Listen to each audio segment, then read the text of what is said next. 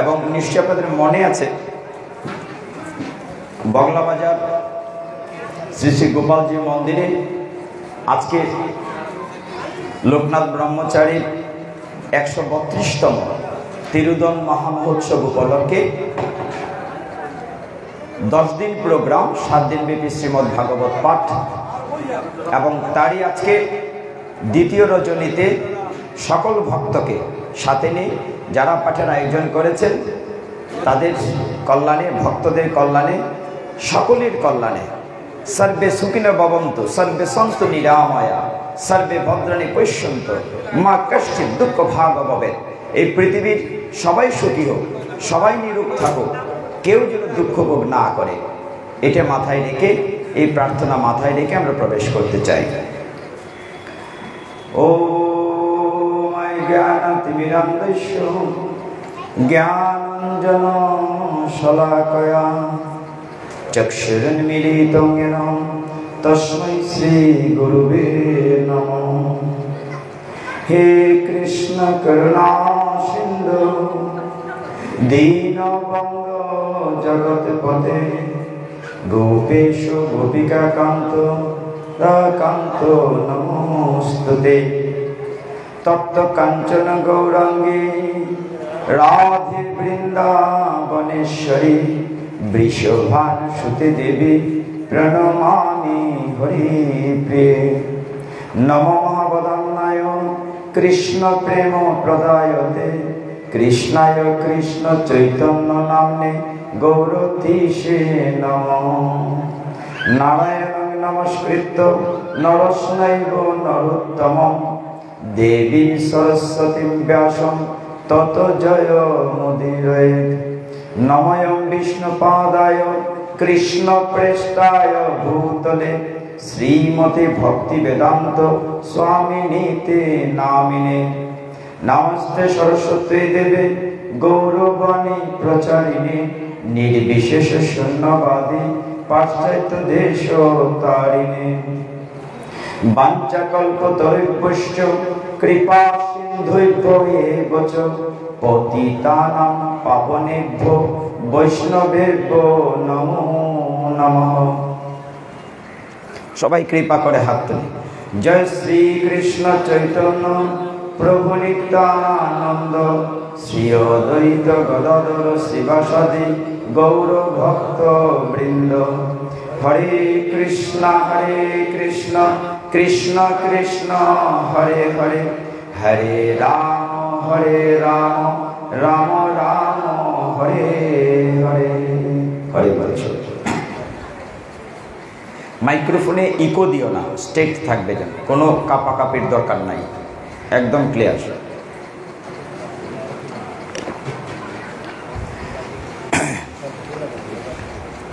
অনাদিরাদি গোবিন্দের অশেষ কৃপায় আমার সামনে যারা আছেন, বিশেষ করে সকল মুরব্বী, সকল পরিচিত মানুষ, সকলের রাতুল চরণে আমি আবারও প্রণিপাত নিবেদন করছি।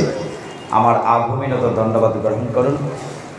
আসলে ভগবান যা বলান আমরা এই বিশ্বাসটিকে মাথায় নিয়ে প্রবেশ করতে চাই।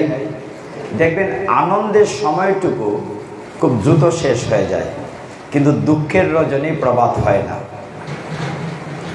ওই যে হরিপূর্ণা মাতাজি, হরিপুরের মাতাজি এসছে, খুব খুশি হলাম। তো যেটা বলছিলাম, দুঃখের রজনী প্রভাত হয় না, অথচ শাস্ত্র বলছে পৃথিবীটা হচ্ছে দুঃখালয়।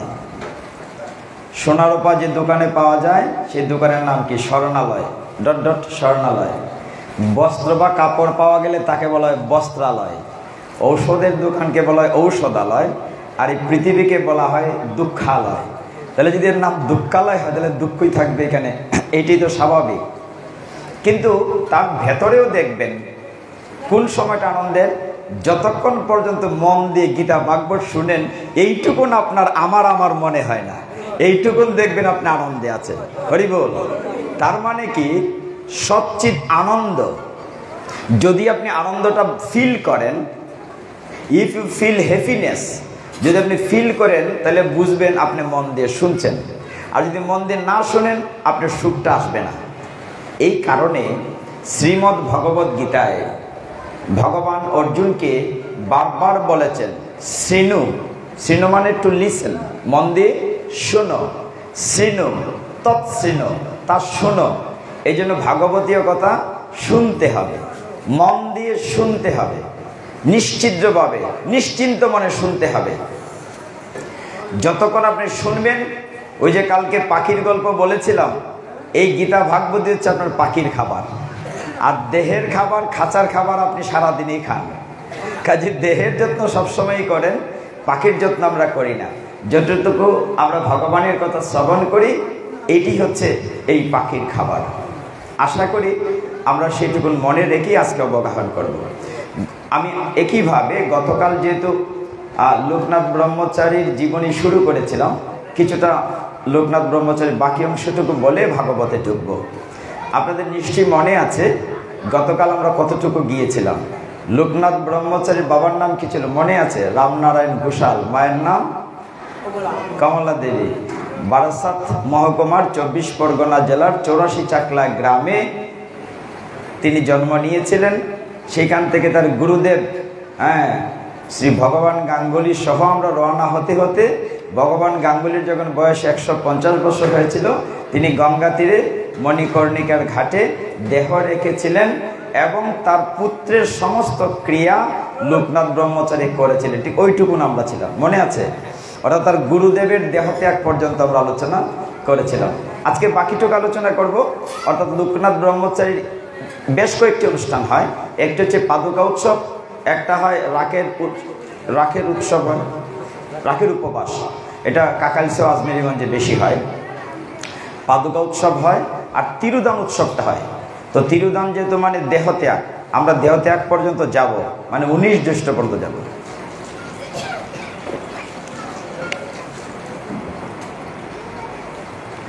আমরা আবারও বলছি, আমাদের সৌভাগ্য যে কয়টি বিষয় আছে তার মধ্যে দেখেন, সত্য ত্রেতা দাপর কলি, যদি একটু পেছনে যাই, সত্য যুগের কথা যদি বাদে দিই, ত্রেতা যুগে ভগবান রামচন্দ্র রূপে এসেছিলেন কোথায়? সত্য যুগে, ত্রেতা যুগে তিনি এসেছিলেন অযোধ্যায়, অযোধ্যায় রামচন্দ্র। তারপরে দেখেন আগেরগুলো অনেক দূর। সত্য যুগে তো অনেক লীলা করেছে, অনেকগুলো অবতার আছে, মৎস্য কুর্ম বরাহ শ্রীনিসংদেব অনেকগুলাই আছে। দাপরের ফলে ত্রেতা যুগের পরে দাপর যুগ, সেইখানেও ভগবান দ্বারকায় কিংবা কংসের কারাগার মথুরায়। কিন্তু এই কলিযুগে এসে যিনি এসেছেন শ্রীমন মহাপ্রভু রূপে, তিনি কিন্তু আমাদের বাঙালি সন্তান। আমি ওই কথাটা বলতে চাই, আপনার জন, মানে ভগবান আস্তে আস্তে একেবারে আপনার জন্য এসেছেন। তো কলিযুগ পাবন অবতার শ্রীমন মহাপ্রভুর অশেষ কৃপায় আমরা ধন্যাতি ধন্য। শ্রীমন মহাপ্রভু যদি কৃপা করে আজকে থেকে 536 বছর পূর্বে না আসতেন, তাহলে আমাদের সনাতন ধর্মই থাকতো না, সনাতন ধর্ম বিলীন হয়ে গেল। মহাপ্রভু এসে একই পঙ্গতে খিচুড়ি খাওয়ার নিয়ম করেছেন, কে চণ্ডাল কে ব্রাহ্মণ সবাইকে এক করে দিয়েছেন, আচণ্ডালে প্রেম বিলিয়েছেন। এটি মহাপ্রভুর বড় বিশেষত্ব। তিনি খুব কষ্ট সহ্য করেছেন আমাদের জন্য। যা হোক, এই ধারাবাহিকতায় বাংলা ভাষাভাষী যারা, সেই পশ্চিমবঙ্গ বলেন বাংলা ভাষাভাষীদের মধ্যে 24 পরগনা জেলার 84 চাকলা গ্রামে লোকনাথ ব্রহ্মচারী, তিনিও বাঙালি পরিবারে জন্ম নিয়েছেন। কথাটা আমি এইটার জন্য বলছি যে আমাদের সৌভাগ্য, যাকে নিয়ে আমরা আলোচনা করছি তিনি একজন বাঙালি, কিন্তু তার আগের অবতারগুলোতে যারা লীলা করেছেন অনেক দূর দেশে, আমাদের এরিয়াতে না। লোকনাথ ব্রহ্মচারীর পরম পূজ্যপাদ গুরুদেব শ্রী ভগবান গাঙ্গুলি যখন 150 বছর বয়সে দেহ রেখেছেন, তারপর থেকে লোকনাথ ব্রহ্মচারীকে কার কাছে সমঝিয়ে দিয়েছিলেন? তার গুরুদেব ত্রৈলঙ্গ স্বামীর কাছে। মনে আছে নিশ্চয়ই, গতকাল বলেছিলাম। ত্রৈলঙ্গ স্বামীর কাছে লোকনাথ ব্রহ্মচারীর গুরুদেব যখন চিন্তা করলেন যে আমার সময় শেষ হয়ে গেছে, তিনি তখন তার 2 শিষ্য লোকনাথ এবং বেনি মাধব, 2 বন্ধু, লোকনাথ এবং বেনি মাধব 2 বছরে লোকনাথ ব্রহ্মচারী এবং বেনি মাধব তারা দুজনেই কি করলেন, সরাসরি ওই ত্রৈলঙ্গ স্বামীর কাছে, ত্রৈলঙ্গ স্বামীর আশ্রমে কিছুদিন থাকলেন। থাকার পরের কাহিনীটি আমরা এখন শুরু করছি। লোকনাথ ব্রহ্মচারী ত্রৈলঙ্গ স্বামীকে বললেন যে, বাবা আপনি যদি অনুমতি দেন তাহলে আমরা পৃথিবী ভ্রমণে বের হব। গতকাল একটা চূড়ান্ত উক্তি আমি শুরুতে করেছি, আপনারা আমার জন্য কৃপা করবেন। আমরা মনে প্রাণে লোকনাথ ব্রহ্মচারীকে শ্রদ্ধা সর্বোচ্চ আসনে বসাই। তিনি ত্রিকালজ্ঞ মহাপুরুষ, এত বড় সাধক, 160 বছর বেঁচে ছিলেন, কি কঠোর তপস্যা করেছেন। গতকাল বলেছি তপস্যার নমুনা, সাধনার নমুনা। তার যে সবচেয়ে গুরুত্বপূর্ণ উক্তি সেটি হচ্ছে, তোরা আমার চরণ ধরিস না, তোরা আমার আচরণ ধর। মানে তিনি যেভাবে কঠিন সাধনা করে ব্রহ্মজ্ঞ হয়েছেন, ত্রিকালজ্ঞ হয়েছেন, আচরণটুকু ধরতে পারি। একদম খালি গা, প্রচণ্ড ঠান্ডা, হিমবাহ বরফ, আমরা পর্যায়ক্রমে আসব। তিনি ত্রৈলঙ্গ স্বামীকে বললেন যে, গুরুজি আমরা পৃথিবী ভ্রমণ করতে চাই। ত্রৈলঙ্গ স্বামী বলেন, তোমরা যাবে, আমিও যাব তোমাদের সাথে। লোকনাথ ব্রহ্মচারী, বেনি মাধব এবং ত্রৈলঙ্গ স্বামী তিনজন রওনা হলেন। তখন কি গাড়ি ঘোড়া ছিল? তখন কত কষ্ট, দুর্গম পাহাড়, দুর্গম রাস্তা, বরফ, কণ্ঠকাকীর্ণ পথ।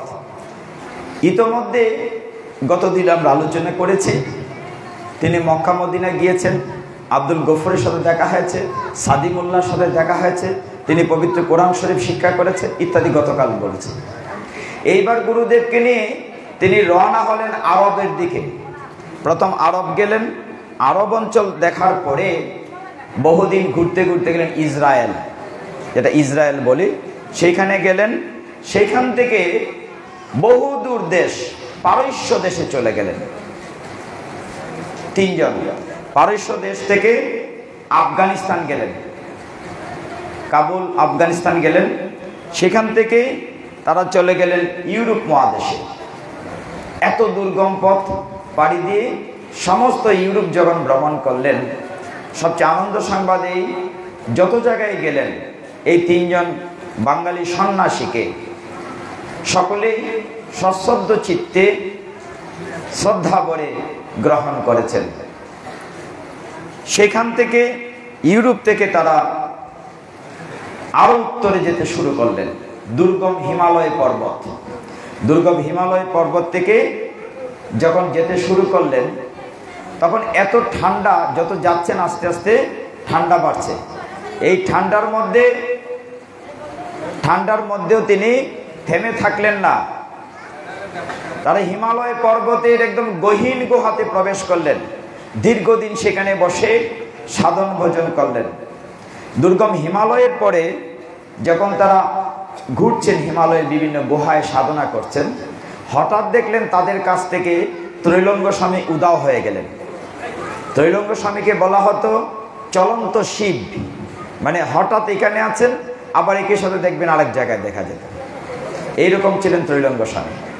ত্রৈলঙ্গ স্বামী তাদের কাছ থেকে চলে গেলেন, তারা খুঁজে পেলেন না। সেখান থেকে তারা রওনা হলেন মহাপ্রস্থানের পথে। মনে আছে আপনাদের মহাপ্রস্থানের কথা? দুর্গম গিরিপথ, যেদিকে প্রচণ্ড হিমবাহ, সেই মহাপ্রস্থানে কারা গিয়েছিলেন? আপনারা যারা নিয়মিত মহাভারত পড়েন বা দেখেন, যুধিষ্ঠির, ভীম, অর্জুন, নকুল, সহদেব, তারা 5 ভাই দ্রৌপদী সহ মহাপ্রস্থানে দিয়ে স্বর্গারোহণ পর্বে হেঁটে স্বর্গে গিয়েছিলেন, ঠিক কিনা? আপনারা যারা দেখেছেন, হেঁটে স্বর্গে গিয়েছিলেন। সবাই কি যেতে পেরেছিলেন? সবাই যেতে পারে। এই জায়গাটি বুঝতে হবে। মহাপ্রস্থানের দিকে লোকনাথ ব্রহ্মচারী, বেনি মাধব রওনা হয়েছেন। ঠিক মহাভারতের যুগেও এই পথ দিয়েই রওনা হয়েছিলেন যুধিষ্ঠির, ভীম, অর্জুন, নকুল, সহদেব। একটা কথা মনে রাখতে হবে, গতকাল আমরা বলেছি, ভগবান করুণার সাগর, কিন্তু তিনি অহংকারীকে পছন্দ করেন না। এই জন্য ভগবানের নামই হচ্ছে দর্পহারী মধুসূদন। তিনি দর্প হরণ করেন, অহংকার চূর্ণ করে দেন। নিজের ভিতরে বিন্দুমাত্র যদি ত্রুটি থাকে, বিন্দুমাত্র অহংকার থাকে, তাহলে আমরা অভীষ্ট লোকে পৌঁছতে পারবো না। এই মহাপ্রস্থানের পথে যখন এই তিনজন সাধুর মধ্যে দুইজন, ত্রৈলঙ্গ স্বামী নাই তখন, লোকনাথ এবং বেণীমাধব রওনা হচ্ছেন, আমরা কল্পনা করি যে সেই দুর্গম হিমালয় বাহু থেকে আরো কঠিন বরফ, অন্ধকার হয়ে যাচ্ছে। এই পথ দিয়ে যুধিষ্ঠির, ভীম, অর্জুন, নকুল, সহদেব গিয়েছিলেন। যাওয়ার পথে তাদের পিছন পিছনে একটি কুকুর যাচ্ছিল, মনে আছে আপনাদের? এই পঞ্চ পাণ্ডবের পিছনে একটি কুকুরও যাচ্ছিল, ধর্মরূপী কুকুর। কিছুক্ষণ যাওয়ার পরে দ্রৌপদী সকলের পিছনে ছিলেন। অহংকার থাকলে হবে না, ত্রুটি থাকলে হবে না। বাস্তব উদাহরণ মহাভারতের এই জায়গাটি। কিছুক্ষণ পরে দ্রৌপদী পড়ে গিয়েছিলেন বরফের মধ্যে পিছল খেয়ে। ধারাবাহিক যুধিষ্ঠির, ভীম, অর্জুন, নকুল, সহদেব সিরিয়ালি। ভীম চিৎকার করে বলেছিল, দাদা আমাদের, আমরা তো বলি আমার স্ত্রী, আর ওরা তো বলতে হবে আমাদের, প্লুরাল নাম্বার, 5 হাজবেন্ডস আর দেয়ার। ভীম চিৎকার করে বলছে, দাদা আমাদের স্ত্রী কি আমাদের সাথে আসবে না? যজ্ঞসেনী, দ্রৌপদীর জন্ম তো আমাদের মতো না, মানে শিশু কিশোরী না, যজ্ঞ থেকে উত্থিতা। এই জন্য দ্রৌপদীকে বলা হয় যজ্ঞসেনী। দ্রৌপদীর ভালো নাম হচ্ছে কৃষ্ণা, গায়ের রং কৃষ্ণবর্ণ।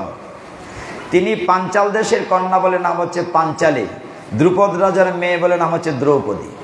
তো ভীম বলছে, দাদা দ্রৌপদী কি আমাদের সাথে স্বর্গে যাবে না? যুধিষ্ঠির মহারাজ এতটাই ধার্মিক, তিনি পেছন ফিরে তাকাননি, একটু কান্নাকাটিও করেন না তার স্ত্রীর জন্য। তিনি বলছেন, না না, দ্রৌপদী আসতে পারবে না। কেন? ভীমের প্রশ্নের উত্তরে যুধিষ্ঠির মহারাজ বললেন, দ্রৌপদীর একটা ত্রুটি ছিল। ত্রুটিটি কি? আমরা 5 ভাই তার স্বামী, কিন্তু দ্রৌপদী অর্জুনকে একটু বেশি ভালোবাসত, মানে অর্জুনের প্রতি তার একটু ভ্যালেন্টাইন বেশি ছিল, এই কারণে সে আসতে পারবে না। কিছুক্ষণ পরে হেঁটে যাচ্ছেন, পিছনে কুকুর আছে। কিছুক্ষণ পরে সহদেব পড়ে গিয়েছেন, ছোট ভাই, মাদ্রির সন্তান। তারা 5 ভাই কিন্তু এক মায়ের ঘরে না, 3 ভাই হচ্ছে কুন্তী দেবীর ঘরে, আর 2 ভাই হচ্ছে মাদ্রির ঘরে। সহদেব যখন পড়ে গিয়েছে, আবারও ভীম জিজ্ঞাসা করছে, দাদা তুমি এই ভাইটিকে কত আদর করতে, সে আসবে না আমাদের সাথে? বলছে, না, ওর ত্রুটি আছে। ত্রুটিটি কি? ও নিজেকে খুব নায়ক মনে করতো, চেহারা খুব সুন্দর, মানে তার মতো সুন্দর কেউ নাই।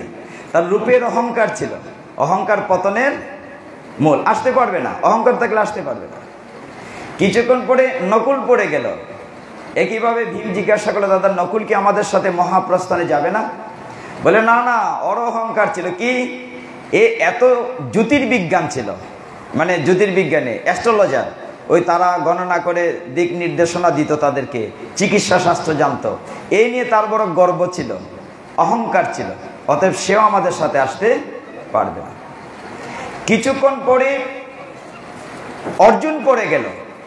ভীম চিৎকার করে বলল, দাদা যে সব্যসাচী, অর্জুনের নাম হচ্ছে সব্যসাচী, যে সব্যসাচী অর্জুনের গান্ডীবের উপর ভর করে তুমি এত বড় যুদ্ধ জয় করেছ, সেই অর্জুন কি আমাদের সাথে যাবে না?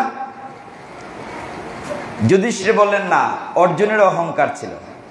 অর্জুন ভাবত তার মতো তীরন্দাজ বোধহয় পৃথিবীতে নাই, কিন্তু তার চাইতে বড় তীরন্দাজ ছিল একলব্য। আমরা কাহিনী যাব না, লম্বা হয়ে যাবে। একলব্য তার চাইতে বড় তীরন্দাজ ছিল। তার গুরুজি দ্রোণাচার্য পক্ষপাতিত্ব করে তার কাছ থেকে তার বৃদ্ধাঙ্গুলি গুরু দক্ষিণা চেয়ে নিয়েছিলেন। এই অহংকারের কারণে অর্জুনও পতিত হয়েছে। আরো কিছু দূর যাওয়ার পরে ভীমের পা গভীর বরফে ডেবে গেছে, হাঁটতে পারছে না।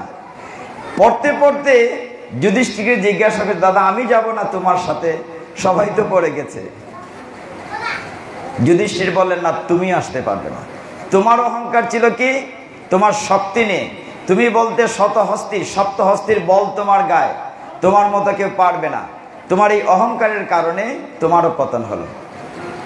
কে গেলেন স্বর্গ পর্যন্ত হেঁটে? নিজের পায়ে একমাত্র যুধিষ্ঠির মহারাজ। তিনি যখন স্বর্গের দুয়ারে প্রবেশ করবেন, তখন দেবরাজ ইন্দ্র দূত পাঠালেন রিসিভ করার জন্য। বললেন, আপনাকে ঢোকার অনুমতি দেয়া আছে, কিন্তু কুকুর ঢুকতে পারবে না।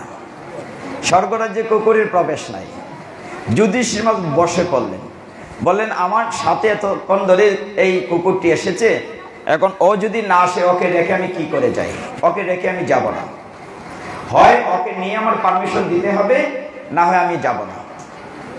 তখন অনেক অননিয়মে বসে পড়লেন, তিনি যাবেনই না। তখন সেই কুকুরটি তার স্বরূপ ধারণ করে বললেন, আমি আপনাকে পরীক্ষা করছিলাম, আপনি পাশ করেছেন।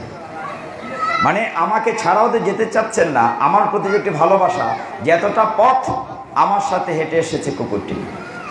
পরীক্ষায় পাশ করে ভিতরে যাবেন, দেবরাজ ইন্দ্রের সাথে দেখা হলো।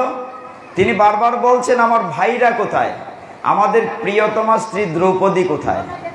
ওদেরকে ছাড়া আমি তো স্বর্গ সুখ চাই না, আমি যাচ্ছি না। গিয়ে দেখলেন সেই স্বর্গে তার যে দুষ্ট ভাইয়েরা ছিল, যুধিষ্ঠিরের অন্য যে ওই পক্ষের, কৌরব পক্ষের দুর্যোধন, দুঃশাসন, ওরা দেখো স্বর্গে বসে আনন্দ করছে। যে পেপার কিনছে, তারাই তো সারা জীবন আমাদের বিরুদ্ধ পার্টি ছিল, অন্যায় অধর্ম করেছে। তখন দেবরাজ ইন্দ্র বললেন যে আমাদের স্বর্গের নিয়ম আছে, প্রতিটি মানুষ কিছু খারাপ কাজ করে, কিছু ভালো কাজও করে। এখানেও আমরা অনেকেই জানা সত্ত্বেও কিছু খারাপ কাজ করি, অজানা সত্ত্বেও কিছু ভালো কাজ করি। দেবরাজ বললেন, আমাদের নিয়মটি হচ্ছে দুটি কর্মের মধ্যে যেটার পরিমাণ কম সেটা আমরা আগে দেই। ওদের পাপের অংশ বেশি, একটু পরে নরক যন্ত্রণা ভোগ শুরু হবে, কিন্তু পুণ্যেরও কিছু অংশ ছিল, এই জন্য তাদেরকে আগে আমরা স্বর্গ সুখ দিচ্ছি। যুধিষ্ঠির মহারাজ বললেন, আমার ভাইদেরকে দেখতে চাই, ওদেরকে না নিয়ে আমি স্বর্গ সুখ করব না। তখন দুইজন দেবদূত দেয়া হলো, যাও যুধিষ্ঠির মহারাজকে নিয়ে যাও, দেখে নিয়ে আসলে ভাইরা কোথায়। যাচ্ছেন অনেক দূর। এই দেবরাজের ইন্দ্রের যেতে যেতে আলো কমে যাচ্ছে, অন্ধকার হয়ে যাচ্ছে। আরো দূর কিছু গেলেন, দেখলেন দুর্গন্ধ নাকে লাগছে। এই পচা হাড় গুড়, মানুষের পুষ মল পড়ে আছে, এইগুলোর উপর দিয়ে যাচ্ছেন। এত দুর্গন্ধ, মানে দুর্গম পথ, নরক, জ্যান্ত নরকের উপর দিয়ে যাচ্ছেন যুধিষ্ঠির মহারাজ। যেতে যেতে এক সময় দেখলেন আর সহ্য করতে পারছেন না, এত দুর্গম রাস্তা। তিনি বললেন, হে দেবদূতগণ, আমি আর যাব না, ফিরে চলো। দেবদূতগণ বলেন, আমাদের প্রতি এই নির্দেশ ছিল। দেবরাজ বলেছেন, যখন আপনার ভালো লাগবে না, আপনাকে ঘুরিয়ে নিয়ে যাব, চলেন ঘুরে যাই। যেই যুধিষ্ঠির মহারাজ ঘুরলেন ফিরে যাওয়ার জন্য, অমনি চিৎকার শুনলেন, মানুষেরা কান্নাকাটি করছে, হে দাদা, তুমি যাবেন আমাদের ফেলে, দয়া করে তুমি থাকো। তুমি পুণ্যাত্মা ধর্মরাজ যুধিষ্ঠির, তুমি এই জায়গাটিতে এসেছো বলে তোমার পুণ্য দেহের বাতাসে আমরা কষ্ট থেকে মুক্তি পাচ্ছি। হরি বল। এই জন্য শাস্ত্রে সাধু সঙ্গের খুব গুরুত্ব দেয়া হয়। সাধু সঙ্গ সর্বশাস্ত্রে কয়, লবমাত্র সাধু সঙ্গ সর্বসিদ্ধি হয়। এখানে কে কত বড় ভক্ত আমরা কেউ জানি না। অনেক সাধন ভজন লোক এখানে আছে, অনেক ভক্ত, একেবারে শুদ্ধ ভক্ত এই আসরে আছেন। কারো গায়ের যদি কিছু পরশ লাগে, আমার জন্ম জন্মান্তের পাপ উদ্ধার হয়ে যেতে পারে। এই কারণে যুধিষ্ঠির মহারাজ যখন ফিরে চললেন, চিৎকার করতে লাগলো নরকের ওরা, যে তুমি কৃপা করে থাকো আর একটু সময়, তোমার গায়ের বাতাসে আমাদের নরক যন্ত্রণা থেকে, কষ্ট থেকে মুক্তি পাচ্ছে। ভাইয়েরা কাঁদছে, স্ত্রী দ্রৌপদী কাঁদছে। যুধিষ্ঠির মহারাজ বললেন, আমি যাব না, আমি এখানেই থাকবো। কতটুকু চিন্তা করেন, আমি এই কষ্ট হোক, আমি এখানেই থাকবো। এমন সময় দেখা গেল চারদিক আলোকিত হয়ে গিয়েছে, এখানে কোনো নরক নাই, তার ভাই এবং স্ত্রী পূর্ণ দেহে আছে, এবং দেবরাজ ইন্দ্র সেখানে উপস্থিত হয়ে যুধিষ্ঠির মহারাজের সাথে কুশল বিনিময় করে বললেন, চলুন আপনাদেরকে এবার সবাইকে নিয়ে স্বর্গের যে যে জায়গায় সেখানে নিয়ে যায়। যুধিষ্ঠির মহারাজ বললেন, হে দেবরাজ ইন্দ্র, তাহলে আমার সাথে এইগুলো কেন করা হলো? আমি কেন নরক দর্শন করলাম? আমার সাথে এগুলো কেন করা হলো? তখন দেবরাজ বললেন, প্রত্যেককেই তার কর্মফল ভোগ করতে হয়, কর্মফল এড়ানোর কোনো সুযোগ নাই। এই জন্মে না হোক, জন্ম জন্মান্তরে হলেও আমি যদি মনে করি আমি চোখ মুজে রেখে দিলাম কাকের মতো, কেউ বুঝি দেখলো না, না, আমার প্রতিটি কর্মের জবাব আমাকে দিতে হবে। দেবরাজ বললেন, মনে করে দেখুন, কুরুক্ষেত্রের যুদ্ধক্ষেত্রে দ্রোণাচার্যকে মারার জন্য আপনি মিথ্যে বলেছিলেন, অল্প হলেও। অশ্বত্থামা হত ইতি গজ, অশ্বত্থামা মরেছে একটি হাতি, ইতি হালকা করে বলেছেন, অশ্বত্থামা হত ইতি গজ। এই অল্প মিথ্যে কথা বলার কারণে আপনাকে কিছুক্ষণের জন্য হলেও নরক দর্শন করাতে হয়েছে। হরিবোল। কর্মফল থেকে কোনো মাফি নাই। কর্মফলের আরেকটা উদাহরণ দিয়ে আমরা লোকনাথে আসি। আবার আমরা মহাপ্রস্থানে ছিলাম।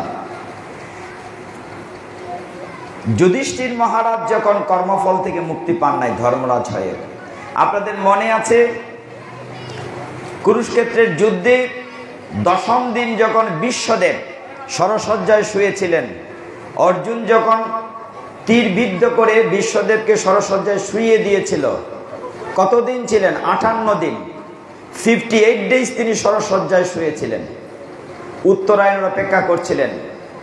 এই কথাটা মনে রাখবেন, একটু পরে কাজে লাগবে। আমাদের দিন 12 ঘন্টায়, রাত 12 ঘন্টায়। দেবতাদের দিন 6 মাস, রাত 6 মাস। দেবতাদের দিন শুরু হয় মাঘ ফাল্গুন চৈত্র বৈশাখ জ্যৈষ্ঠ আষাঢ়, এই 6 মাসের দিন। শ্রাবণ ভাদ্র আশ্বিন কার্তিক অগ্রহায়ণ পৌষ, এই 6 মাস রাত্র। এই কারণে আশ্বিন মাসের দুর্গাপূজাটি হচ্ছে অকাল বুধন। এটা সঠিক দুর্গাপূজা নয়, অকালে করা হয়, অর্থাৎ দেবতাদের তখন রাত। এই কারণে আশ্বিন মাসের দুর্গাপূজায় একটি অতিরিক্ত কাজ করতে হয়, দেবতাকে জাগাতে হয়। এই জন্য বুধন, বুধন অর্থ টু ওয়েক আপ, জাগানো। চৈত্র মাসের পূজাটিতে বুধন দরকার পড়ে না, তখন দেবতাদের দিন, অর্থাৎ তখন উত্তরায়ণ। মাঘ ফাল্গুন চৈত্র, মাঘ ফাল্গুন চৈত্র বৈশাখ জ্যৈষ্ঠ আষাঢ়। বিশ্বদেব যখন সরসজ্জায় শুয়ে আছেন 58 দিন, তখন একদিন কৃষ্ণকে জিজ্ঞাসা করলেন, হে অনাদিরাদি গোবিন্দ জনার্দন, আমি তো পূর্বের জন্মের কথা জানি। যারা পূর্বের কথা জানেন তাদেরকে বলা জাতিস্বর। লোকনাথ ব্রহ্মচারী ত্রিকালজ্ঞ জাতিস্বর ছিলেন, পূর্বের জন্মের কথা বলতে পারে, ত্রিকালজ্ঞ। বিশ্বদেব ভগবানকে বলছেন, হে গোবিন্দ, আমি পূর্বের জন্মে যতটুকু জানি আমি কোনোদিন পাপ করি নাই। আমি কেন এতগুলো তীর গিতে কষ্ট পাচ্ছি? খোলা আকাশের নিচে নড়তে চড়তে পারি না, খাওয়া দাওয়া করতে পারি না, আমি কেন তো কষ্ট পাচ্ছি? ভগবান কৃষ্ণ বললেন, আপনার পিছনের জন্ম দেখেন। বলে পিছনের জন্ম দেখেছি? বলে আরো পিছনে দেখেন, 2 জন্ম 4 জন্ম না, আরো পিছনে দেখেন। বিশ্বদেব বলেন, আমি 100 জন্ম পর্যন্ত দেখেছি, আমি কোনো অন্যায় করি নাই, অপরাধ করি নাই, পাপ করি নাই। প্রত্যেকের একটা লিমিট, দেখারও লিমিট ছিল। বিশ্বদেব পিছনের 100 জন্ম মতো দেখতে পারতেন। কৃষ্ণ বললেন 101 নম্বর জন্ম, ব্যাক গিয়ারে রিওয়াইন্ড করে পিছনটা দেখেন। বিশ্বদেব বলে, আমি 101 নম্বর জন্ম দেখতে পারি না। আপনি বলুন তখন কি হয়েছিল? তখন কৃষ্ণ বললেন, হে বিশ্বদেব, তুমি 100 জন্ম পর্যন্ত পিছনে কোনো পাপ কার্য করো নাই, তাহলে তুমি এত কষ্ট পাচ্ছ কেন? এতগুলো তীরের মধ্যে বিধে আছো। কৃষ্ণ বললেন, 101 নম্বর জন্মে, 100 পিছনে 101 নম্বর জন্মে আপনি একজন রাজা ছিলেন। একদিন মৃগয়ায় গিয়েছিলেন, রথের সামনে একটা বড় সাপ পড়েছিল। আপনি রথীকে বলেছিলেন সাপটাকে সরিয়ে দাও। রথী আপনার আদেশে সাপটাকে নিয়ে পাশের জঙ্গলে ছুঁড়ে মেরেছিল, সেখানে একটা কাটা গাছে সাপটা গিতে থেকে মারা গিয়েছিল। এই কারণে 101 নম্বর জন্মে সেই কর্মের ফল আপনাকে ভোগ করতেছে। হরিবোল। তার মানে কি, ভাববেন না কর্ম করে পার হয়ে যাবেন। এই কথাগুলোর বলার উদ্দেশ্য আছে। মহা বিশ্বদেব কি বলা হতো, যে মহামহিম বিশ্বদেবকে বলো মহামহিম বিশ্বদেব, তিনি কিন্তু অষ্টবসুর একজন গঙ্গার পুত্র, স্বেচ্ছা মৃত্যুর বরপ্রাপ্ত ছিলেন, বাবা শান্তনু বর দিয়েছিলেন। কথাটা হচ্ছে, সমস্ত কথার দুটি বিষয় আলোচনা হয়েছে। একটি হচ্ছে অহংকার করা যাবে না, অহংকার পতনের মূল। আমরা গীতা ভাগবত পাঠ করব, জীবনের জন্য তো কিছু নিতে হবে। আমরা কি বুঝলাম? যে অহংকার করা যাবে না, অহংকারীকে ভগবান পছন্দ করেন না। দ্বিতীয় কথাটা যেটা বুঝলাম এখন, সেটা হচ্ছে আমরা যদি কাজ করি তার কর্মের ফল আজও কালো সেটা পেতে হবে। অনেকে দেখে না ওই লোকটা তো খুব 2 নম্বর, মানে রাহাজানি মারামারি লুটপাট করে খুব আনন্দে আছে। হ্যাঁ, আনন্দে আছে, পূর্বজন্মের সুকৃত তো বুক করছে। এই জন্মে যদি সুখে থাকে বুঝবে আগের পুণ্য ক্ষয় হচ্ছে, আর যদি দুঃখে থাকে বুঝবেন আগের পাপ ক্ষয় হচ্ছে। অর্থাৎ এই না সেই না, অর্থাৎ এইবার না আরেকবার হলেও তার সেই কর্মফল তাকে ভোগ করতেই হবে। লোকনাথ ব্রহ্মচারী বেণী মাধবকে নিয়ে সেই মহাপ্রস্থানে যাচ্ছেন। আমরা ওইখান থেকে চলে আসছিলাম এই জায়গাটিতে। মহাপ্রস্থানে হিমবাহ দিয়ে হেঁটে যাচ্ছেন। যেতে যেতে বদ্রীনাথ বলা হচ্ছে, মহাপ্রস্থানে বদ্রীনাথের পথে যখন গেলেন লোকনাথ ব্রহ্মচারী এবং বেণী মাধব, হিমবাহ এতটাই কঠিন হলো মায়েরা, কিচ্ছু দেখা যায় না, মানে আস্তে আস্তে বরফ। সেইখান থেকে তারা সাইবেরিয়া পর্যন্ত গেলেন। আপনাদের ধারণা আছে সাইবেরিয়া কিরম বরফ? সাইবেরিয়া পর্যন্ত গেলেন, এবং সাইবেরিয়াতে যাওয়ার পরে এত ঠান্ডা, কিন্তু লোকনাথ ব্রহ্মচারী বেণী মাধবের গায়ে কি কাপড় ছিল? না। এই জিনিসটাই বুঝতে হবে। তো কি সাধন ভোজন করেছেন? গায়ে কিন্তু কাপড় নাই। প্রচন্ড হিমবাহ, যেখানে প্রচুর গরম কাপড় পরেও মানুষ থাকতে পারে না। সেই হিমবাহ দিয়ে মহাপ্রস্থানের পরে তারা বদ্রীনাথ হয়ে, যেখানে 6 মাস দুর্গম শিব ঠাকুরের বদ্রীনাথের মন্দিরে 6 মাস বন্ধ থাকে দরজা, 6 মাস খোলা থাকে। 6 মাস পূর্বে যে প্রদীপ জ্বালিয়ে রাখা হয়, 6 মাস পরে দরজা খুলে দেখা যায় সেই প্রদীপ জ্বলছে, প্রদীপ নিবে না। সেই জায়গাতে যখন তারা পৌঁছলেন, চারদিকে প্রচন্ড অন্ধকার। কিছুদিন সেখানে তারা তপস্যা করলেন, বসে থাকলেন। বসে থাকার পরে তারা আর অন্ধকার দেখলেন না।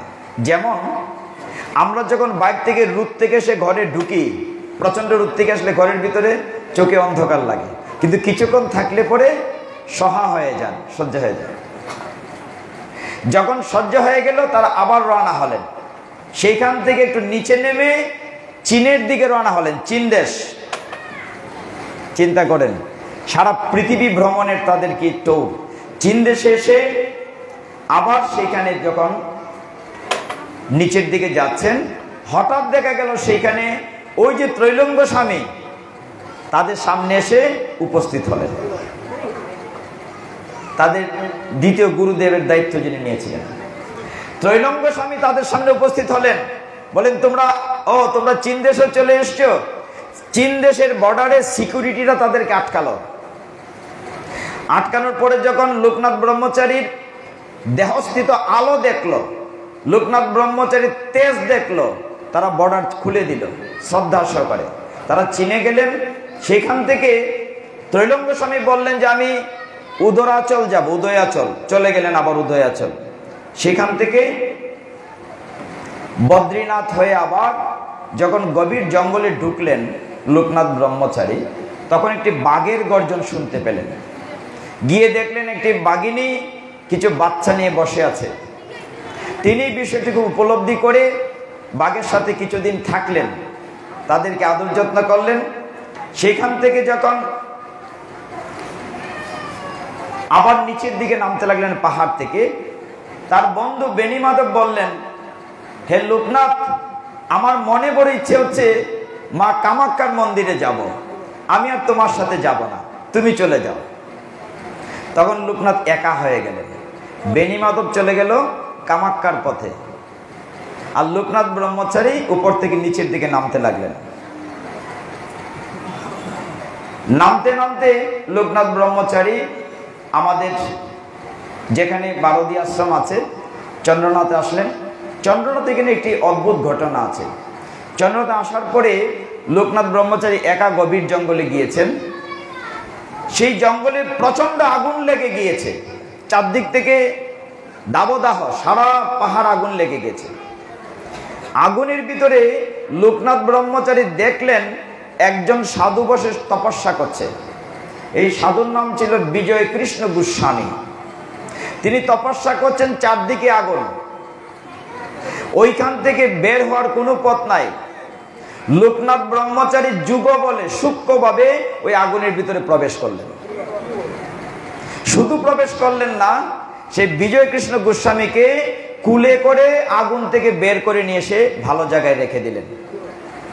যখন বিজয় কৃষ্ণ গোস্বামীর চোখ খুললেন, চেয়ে দেখলেন তিনি বসেছিলেন এক জায়গায়, চলে এসছেন আরেক জায়গায়, এবং লোকনাথ ব্রহ্মচারীর চরণে পড়ে কৃপা গ্রহণ করলেন যে বাবা, তোমার কারণে আজকে আমি অগ্নিকুণ্ড থেকে পুনর্জীবন লাভ করেছি।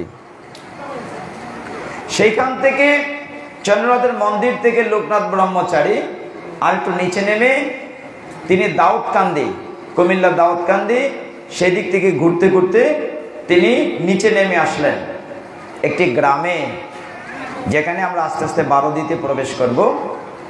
সেইখানে গতকাল আমরা বলেছি সেই গ্রামের ডেঙ্গু কর্মকারকে তিনি কি করে সহযোগিতা করেছিলেন, তাই আজকে বলবো না।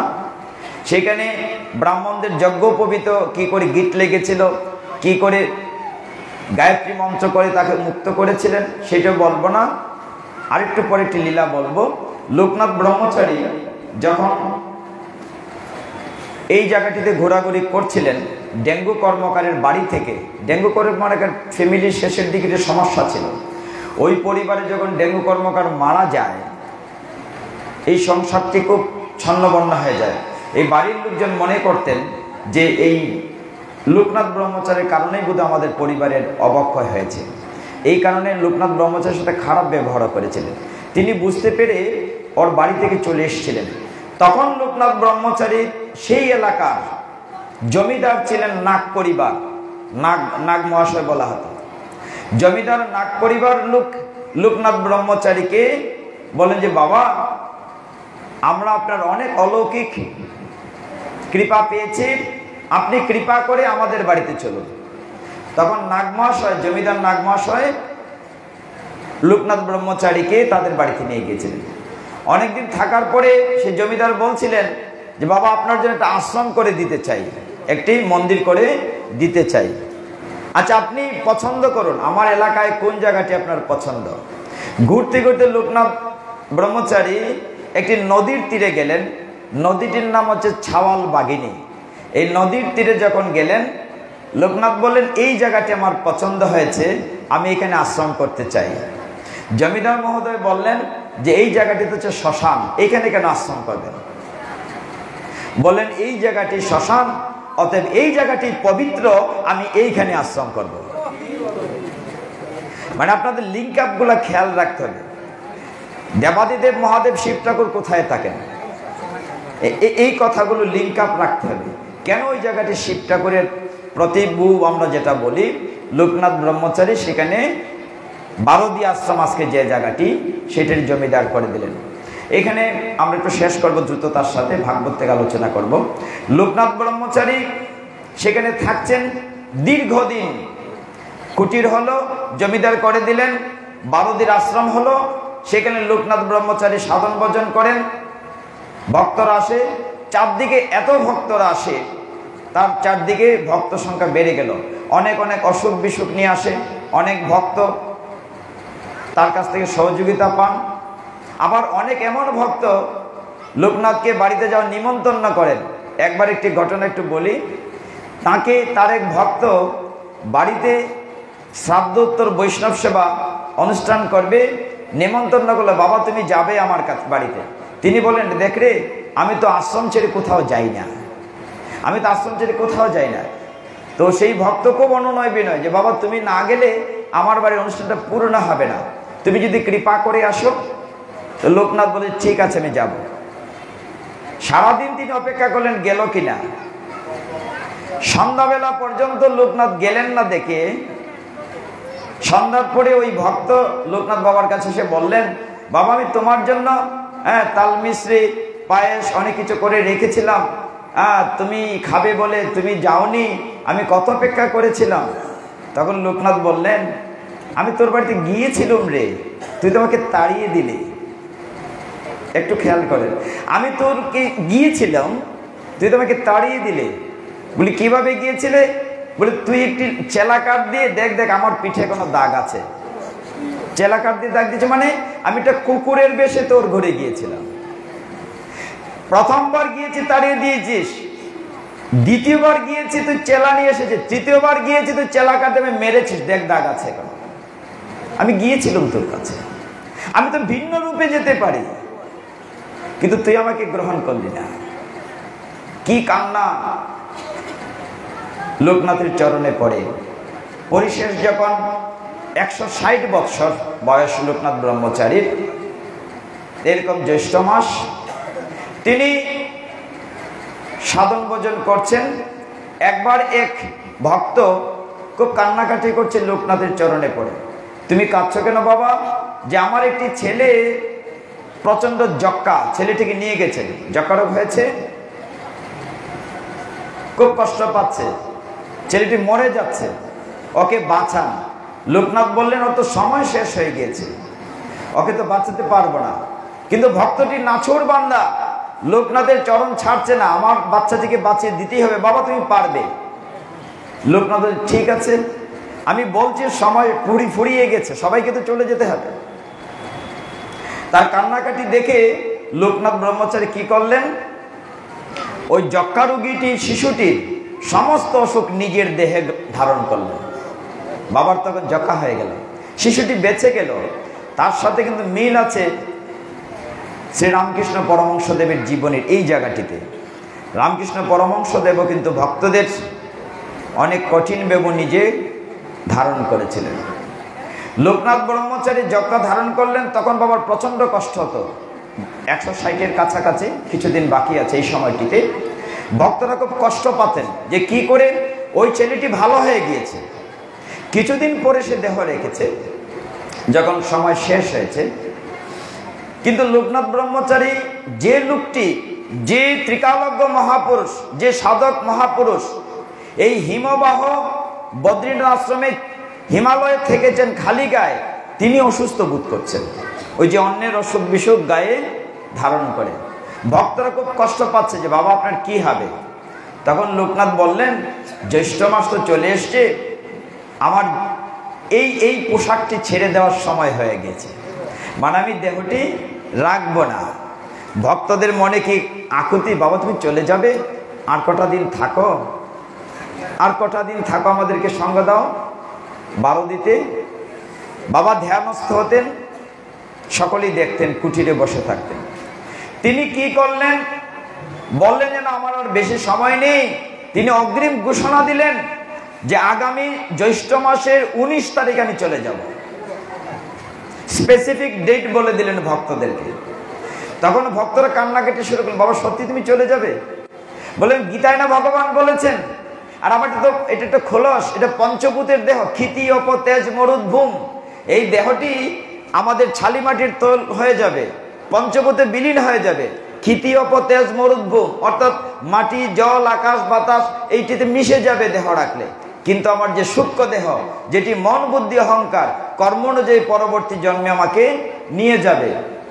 তবে তোদেরকে বলছি, যদি বৃষ্টি হয় তাহলে আমি দেহ রাখবো না।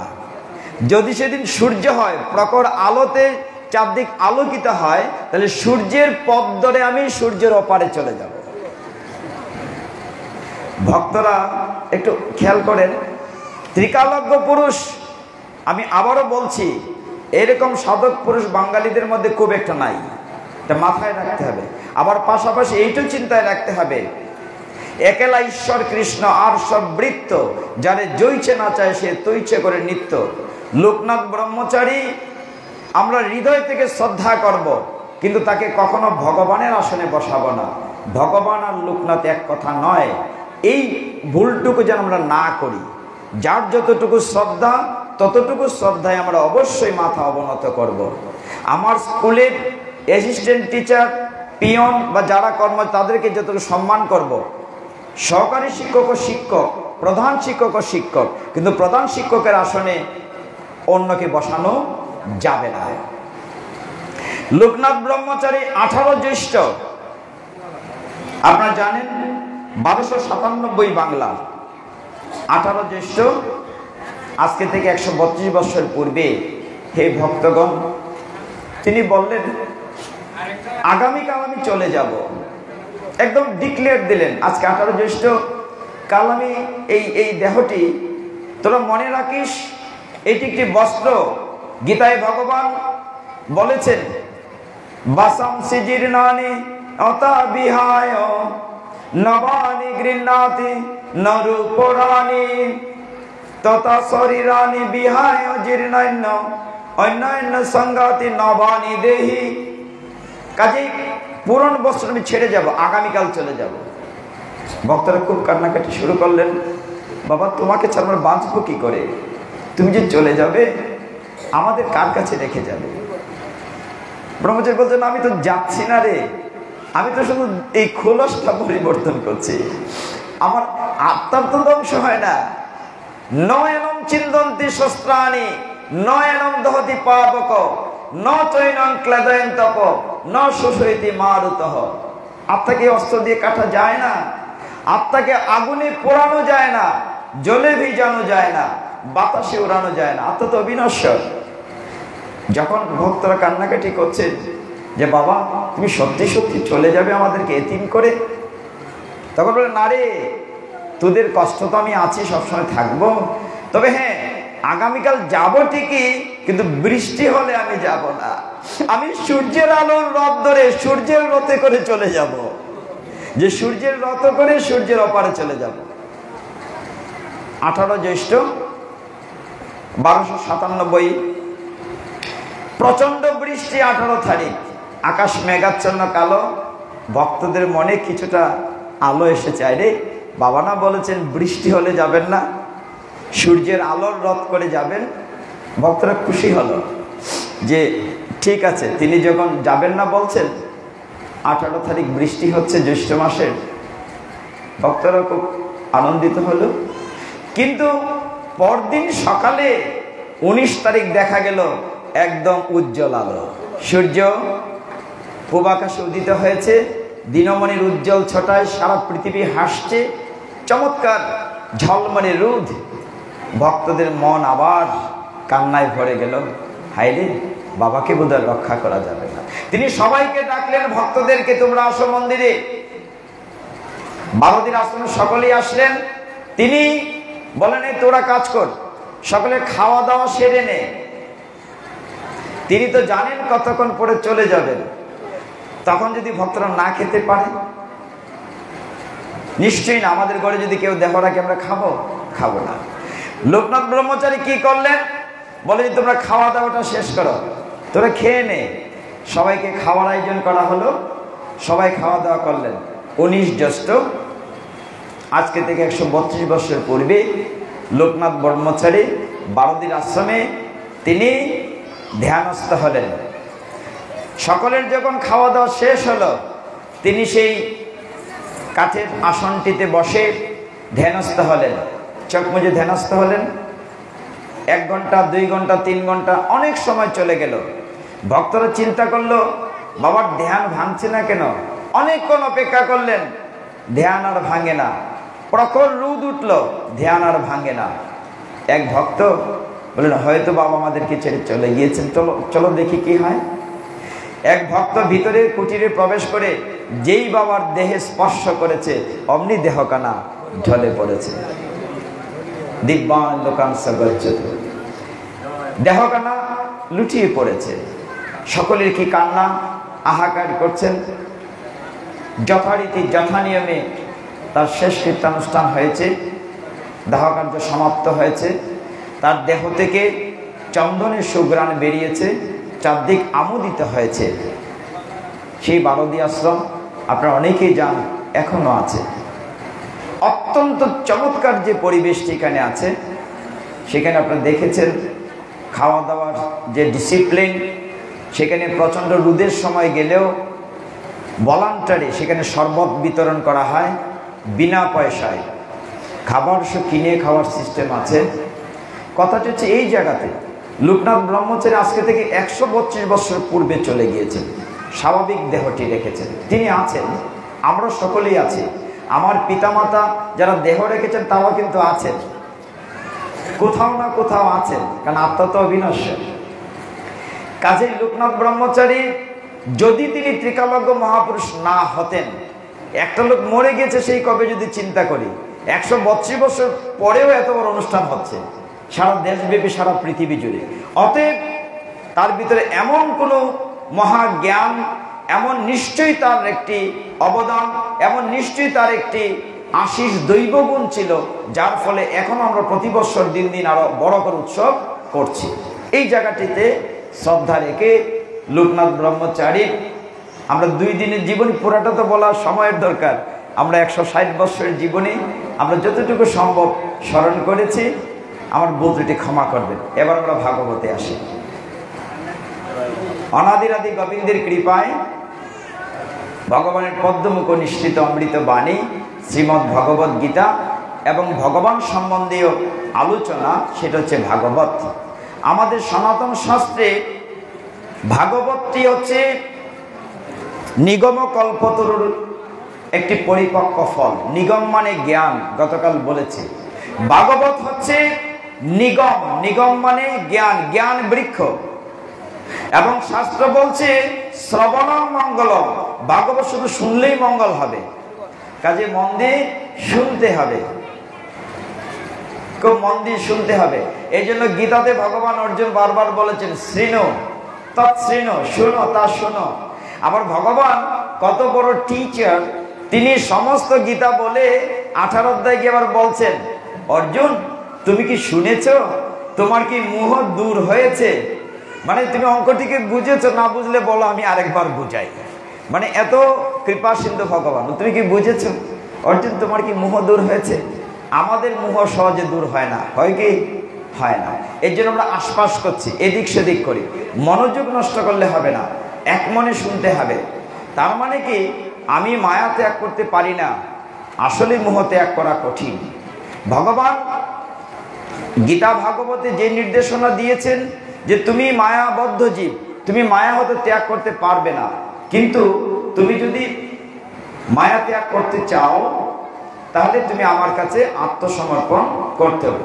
মাম এ বোঝে প্রপদ্যন্তে মায়া মে তাম তরন্তিতে। কি চমৎকার কথা গীতায় ভগবান বলেছেন। কিন্তু মায়া মুগ্ধতা, মায়া মোহতা আমরা ত্যাগ করতে পারি না। আপনাদের মনে আছে সেই কাহিনীটি? অনেকদিন পূর্বে এক দেশে এক রাজা ছিলেন, এরকম অনুষ্ঠান হচ্ছে। এই দেশের রাজা প্রত্যেক প্রজাকে প্রচন্ড রকম ভালোবাসতেন, সন্তানের মতো, সন্তানের মতো ভালোবাসতেন। তিনি ধার্মিক ছিলেন, ভগবান গোপালের সেবা পূজা করতেন। সেবা পূজায় খুশি হয়ে আমরা যে মায়ামোহ ত্যাগ করতে পারি না, একটু খেয়াল করেন। আমরা এপাশ ওপাশ করি, অন্যমনস্ক হই। কেন? আমার মায়া টানে, বিভিন্ন দিকে নিয়ে যায়, ছুটে যায়, এক জায়গায় রাখতে পারি না। আমি গতকালকে বলেছি কতটুকু ট্রেনিং দিয়েছিলেন গুরুদেব ভগবান গাঙ্গুলি, মনে আছে? চারদিকে মিশ্রি দিয়ে রাখতেন, তার গায়ে লোকনাথের গায়ে পিঁপড়া উঠতো, বাজারে বসাতেন। কেন? তাদের একমন মানে কনসেন্ট্রেশনটা আছে কিনা। কত কঠোর তপস্যায় পাশ করেছিলেন লোকনাথ ব্রহ্মচারী। তো সেই রাজা একদিন তপস্যায় সিদ্ধ হলেন। ভগবান নারায়ণ গোপাল সেই রাজার সামনে শঙ্খচক্র গদা পদ্ম নিয়ে আবির্ভূত হলেন। নিজের চোখে ভগবানকে দেখলেন, দেখে তো তাই খুশি হলেন। ভগবান বলেন, হে রাজন, আমি তোমার ভক্তিতে খুশি হয়েছি, তোমাকে দর্শন দিয়েছি, তুমি একটি বর চাও। রাজা বলেন, চাইলে পাওয়া যাবে তো? বলে, নিশ্চয়ই পাওয়া যাবে, তবে একটি বর চেতে হবে। রাজা আবার জিজ্ঞাসা করলেন, আমি যা চাইতে পাবো তো ভগবান? বলছেন, হ্যাঁ পাবে, তবে তুমি একটা বর পাবে। তখন রাজা বললেন, হে অনাদিরাদি গোবিন্দ, তুমি যদি বর দিতেই হয়, তুমি আমাকে দর্শন দিয়েছো, তুমি কৃপা করে এই রাজ্যের সবাইকে দেখা দাও। হরি বল। এটা শুনে খুশির খবর কিনা? ভগবান বললেন যে সবাইকে দেখা দেবো কি করে, সবাই তো তোমার মতো পূজা অর্চনা করে না। রাজা বলেন না, তুমি আমাকে কথা দিয়েছো, you have committed to me, তুমি কথা দিয়েছো একটি বর দেবে, তুমি বলেছো একটি বর, আমি চেয়েছি, আমি যেহেতু নিজের চোখে তোমাকে দেখেছি, এই রাজ্যের সবাইকে তুমি দেখা দাও। ভগবান তো একটু বেখায় দেয় পড়ে গেলেন। আচ্ছা ঠিক আছে, যেহেতু কথা দিয়েছি সবাইকে দেখা দেব, সিদ্ধান্ত হলো আগামী বৃহস্পতিবার ওই সমুদ্রের তীরে আমি আবির্ভূত হব ভোরবেলা, সবাইকে নিয়ে আসবে। সমস্ত রাজ্যে ঢাকঢোল পিটিয়ে দেওয়া হলো। খুশির সংবাদ কিনা? সবাই ভগবান দেখতে যাবে। হ্যাঁ, আমরা যদি খবর পাই আমরা তো খুশি হব, তাই না?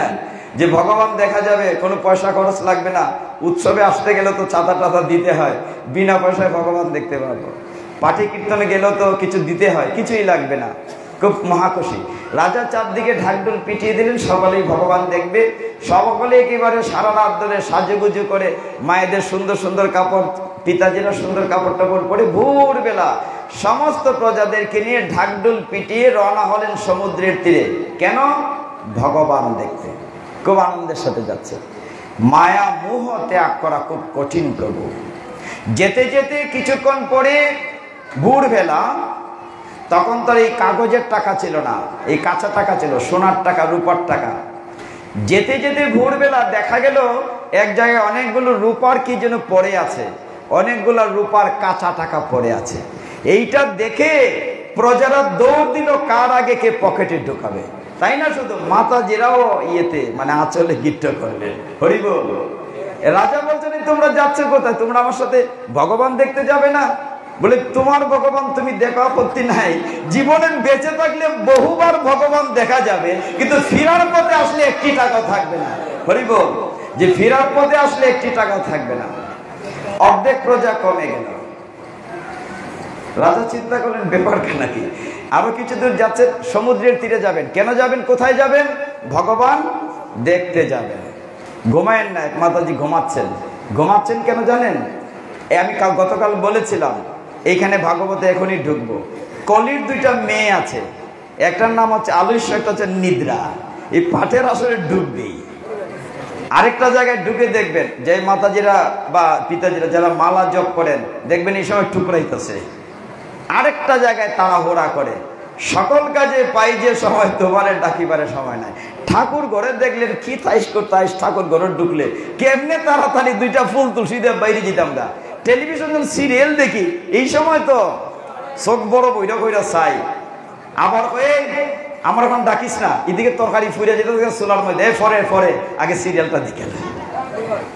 এই সময় দেখা যায় সবাই খুশি। দেখেন, সিরিয়ালের কথা হওয়ার সাথে সাথে সকলেই এই 32 দন্ত ব্যঞ্জন করিয়া হাস্যবদন। তার মানে ওই জায়গাটিতে আমরা ঠিক আছি। আর কলির মেয়েরা আমাকে ডিস্টার্ব করে সেই পাঠের আসরে আর মালা জপের সময়। আরো কিছু দূর গেলেন, যেতে যেতে কিছুক্ষণ যাওয়ার পরে দেখা গেল অনেকগুলো সোনার টাকা চমকাচ্ছে। এইটা দেখে বাকি যে অর্ধেক প্রজা ছিল, হরিবল, সবাই দৌড়াচ্ছে এই সোনার টাকা আনার জন্য। মানে কার পিঠে কে পাড়া দিয়া যাবে, কার আগে কে যাবে, মরি কি করি। রাজা বলছে, সর্বনাশ, কি হলো? তোমরা যাচ্ছ কোথায়? তোমরা আমার সাথে ভগবান দেখতে যাবে না? কয়ে, রাজন, জীবনে এগুলো পাই নাই, তুমি কোনোদিন দেও নাই, এতগুলো সোনার টাকা পড়ে আছে। ভগবান বাচ্চা থাকলে জীবনে বহুতবার দেখা যাবে, কিন্তু ফিরার পথে একটা টাকাও থাকবে না, ঠিক না? ঠিক, একটা টাকাও থাকবে না। সব প্রজা চলে গেল। রাজার মনটা খারাপ। আমি কি জবাব দেব ভগবানের কাছে? ভগবান বলেছিলেন সবাইকে নিয়ে আসতেন, তো সবাইকে নিয়ে যাচ্ছিল, মন খুব খারাপ। কি জবাব? এখন চেয়ে দেখেন রাজার পাশে তার রানী আছে। যাক বাবা, ইজ্জতটা রক্ষা হয়েছে, অন্তত একজন আছে, অন্তত আমার বেটার হাত। রানী আছেন সাথে। রানীকে নিয়ে ওই সমুদ্রের তীরের দিকে যাচ্ছেন। তখন পূবাকাশের দিনমণি, সূর্য একটু একটু করে উঠছে। ওই যে সকালবেলা শীতের দিনে ঘাসের ডগায় শিশির বিন্দু সূর্যের আলো পড়ে যেমন ঝমকায়, শিশির দেখা যায়, ঝিলিক মারে মুক্তার দানার মতো। সকাল যখন হচ্ছে তখন সূর্য উঠি উঠি করছে। ভোরবেলা সূর্যের রক্তিম আভায় সমুদ্রের কাছাকাছি দেখলেন কি যেন ঝলসাচ্ছে। চোখ ঝলকাচ্ছে, দেখা যাচ্ছে না। রানীমা দেখলেন সমুদ্রের কাছে অনেকগুলো হীরা পড়ে আছে। এইটা দেখে রানীমাও যেতে চাইলেন হীরা আনার জন্য। হরি বল। রাজা আঁচল টেনে ধরলেন, বললেন এই তুমি কই যাও? তুমি না আমার সাথে ভগবান দেখতে যাবে? বলে রাখো তোমার ভগবান, তোমার ভগবান তুমি দেখো। আমি তোমার কাছে কতবার চেয়েছি ওই বগলা বাজার থেকে একটা হীরার নেকলেস বানিয়ে দাও, কিন্তু কোনোদিন দেও নাই হীরার নেকলেস বানায়। এতগুলো হীরা পড়ে আছে সামনে, এই সুযোগ জীবনে দুইবার আসবে না। রানীমাও চলে গিয়েছেন। হরি বল।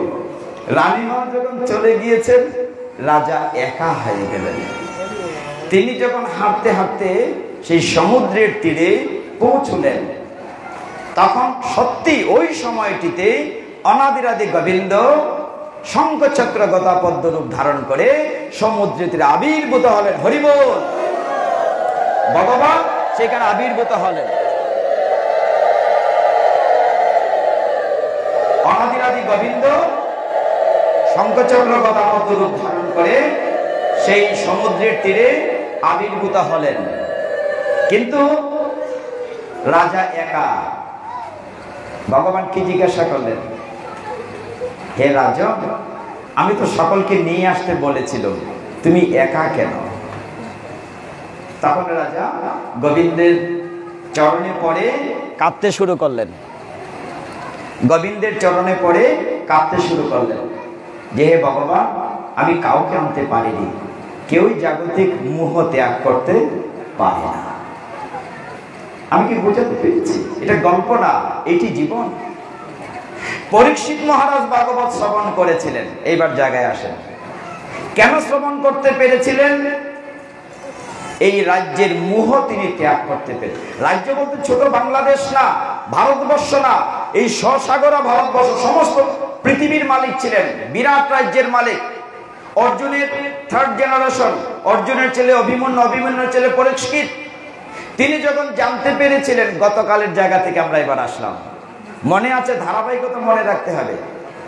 পরীক্ষিত মহারাজ যখন শৃঙ্গি মুনির অভিশাপে জানতে পেরেছিলেন আয়ু আছে মাত্র 7 দিন, তিনি কি করেছিলেন? সমস্ত রাজ্য ত্যাগ করে গঙ্গার তীরে চলে গিয়েছিলেন এবং ভাগবত শ্রবণ করেছিলেন সুখদেব গোস্বামীর কাছ থেকে।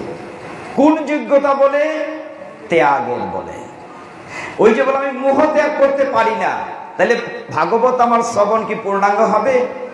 এই জন্য দেখবেন অনেক সময় বলেন যে কাউকে জিজ্ঞাসা করলে পাঠের পর এই পাঠ কেমন হয়েছে, আহা কত ভালো হয়েছে। কেমন পাঠ হয়েছে? খুব ভালো হয়েছে। কেমন? আর কত হাসাহাসি হয়েছে, কত কান্নাকাটি হয়েছে। কেমন হয়েছে? খুব ভালো হয়েছে। কি পাঠ হয়েছে? আর এটা তো মনে নাই। তখন দেখে গেল এটা তো মনে নাই, পাঠ খুব ভালো হয়েছে কিন্তু এটা মনে নাই। কেন? এই কারণে থাকে না, আমরা তো মোহগ্রস্ত হয়ে যাই। গীতায় ভগবান আরো ক্লিয়ার উত্তর দিয়েছেন। ভগবান বলেছেন যে কেন মনে থাকে না, বলেছেন যে দেখো অর্জুন, নবম অধ্যায়ের শুরুতে তিনি বলেছিলেন, অর্জুন আমি তোমাকে জ্ঞানটি দিচ্ছি, তোমার তো আরো ভাই আছে, তোমাকে কেন জ্ঞানটি দিচ্ছি? কারণ এই জ্ঞানটি তুমি ছাড়া কেউ ধারণ করতে পারবে না। তুমি হচ্ছে অসোয়া, তোমার ভিতরে শোয়া নাই, মানে তুমি ঈর্ষা নাই, জিলাস নাই, হিংসা নাই, এই কারণে তুমি শুনতে পারবে। আমি খুব মজা করে কথাটি অনেক সময় বলি, আমাদের মাথায় একটা ঝুড়ি আছে, যে জ্ঞানের ঝুড়ি আছে, এইটার ভিতরে ছিদ্র হয়ে যায়, ছিদ্র করে ঈর্ষা, সেটাকে আমাদের 6টার উপর যে 6 নম্বরটা, কাম, ক্রোধ, লোভ, মোহ, মদ, মাৎসর্য। মাৎসর্য হচ্ছে ঈর্ষা, জিলাস। এই যুগে এটা ত্যাগ করা কঠিন। কামনা ত্যাগ করতে পারবেন, লোভ হয়তো কন্ট্রোল করতে পারবেন, সংযম করতে পারবেন, কিন্তু ঈর্ষা করা, জিলাস করা, ত্যাগ করা খুব কঠিন। এক ভাই যদি বড় লোক হয় আরেক ভাই সহ্য করতে পারে না, কেমনি ডুবানি যায়। এক বইনে যদি সুন্দর একটু সাজুগুজু করে আরেকজন সহ্য করতে পারে না। প্রত্যেকের ভিতরে ঈর্ষাটা সাধু সন্তদের ভিতরেও থাকে। এই মাৎসর্য দোষ ত্যাগ করা কলিযুগে বড় কঠিন। এই কারণে এর কাজ হচ্ছে ক্ষয়। আমাদের মস্তিষ্কের ব্রেনটাকে যেতে যেতে মনে থাকে না কেন, ঝুড়িটার মধ্যেখানে ছিদ্র করে ফেলে। এই জন্য যা নিয়েছে যেতে যেতে পড়ে যায়। যদি আমার ভিতরে হিংসা না থাকে, ঈর্ষা না থাকে, তবেই সেটি মাথায় ধারণ থাকবে। এই জন্য ভগবান বলছেন অর্জুন আমি তোমাকে জ্ঞানটা দিচ্ছি, কারণ তোমার ভিতরে কোনো ঈর্ষা নাই। শাস্ত্রে উত্তর দেয়া আছে। পরীক্ষিত মহারাজ যখন সুখদেব গোস্বামীকে গুরুরূপে বরণ করলেন, গঙ্গা তীরে সমস্ত দেবর্ষি, মহর্ষি, রাজর্ষি, সমস্ত মুনি ঋষিরা আসলেন। সুখদেব গোস্বামী 1600 বৎসর, একটি শিশু, দিগম্বর, শ্যামতনু, চোখটি কান পর্যন্ত লম্বা, এরকম লম্বা লম্বা টানা টানা চোখ। তিনি ব্যাসাসনে বসে, সুখদেব গোস্বামী বেদব্যাস নয়, তিনি যখন সমস্ত জ্ঞান দিচ্ছিলেন, গতকাল মনে আছে আপনাদের, পরীক্ষিত প্রশ্ন করেছিলেন একজন মৃত্যু পথযাত্রীর করণীয় কি? এই জায়গাটিতে আমরা ছিলাম যে একজন মৃত্যু পথযাত্রীর কি করণীয় কি। তখন সুখদেব গোস্বামী বলেছিলেন যে তোমার দাদামশাই অর্জুন যে প্রশ্ন করেছিলেন কুরুক্ষেত্রের যুদ্ধে, তার থেকে তোমার প্রশ্নটা উত্তম, গরীয়সী। প্রত্যেককেই মরতে হবে, এই জগৎবাসীর জন্যই প্রশ্নটা। তখন সুখদেব উত্তর দিয়েছিলেন একজন মৃত্যু পথযাত্রীর করণীয় কি? উত্তর দিয়েছিলেন 3টি কাজ। প্রথম কাজটি হচ্ছে মৃত্যুকে ভয় না পাওয়া। সবাইকে মরতে হবে, সেটাকে মনে প্রাণে বিশ্বাস করতে হবে এবং মৃত্যুকে ভয় না পাওয়া। দ্বিতীয় কাজটি হচ্ছে অনাসক্তরূপ অসি দ্বারা আসক্ত ছেদন করা, অর্থাৎ গোবিন্দের, গুরুদেবের কৃপায় আমাদের আসক্তি, মায়া মোহটা দূর করতে হবে। আমরা এই মায়ার সাগরে ভেসে আছি।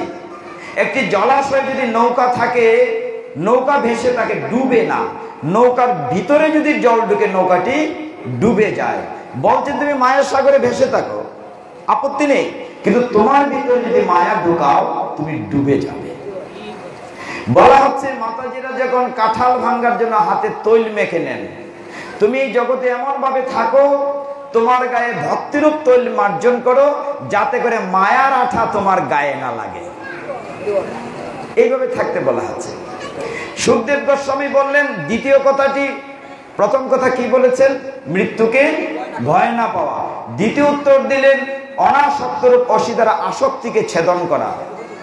তৃতীয় কথাটি বললেন সব সময় অনাদেরাদি গোবিন্দের চরণে মন মজিয়ে থাকা। হরি বল।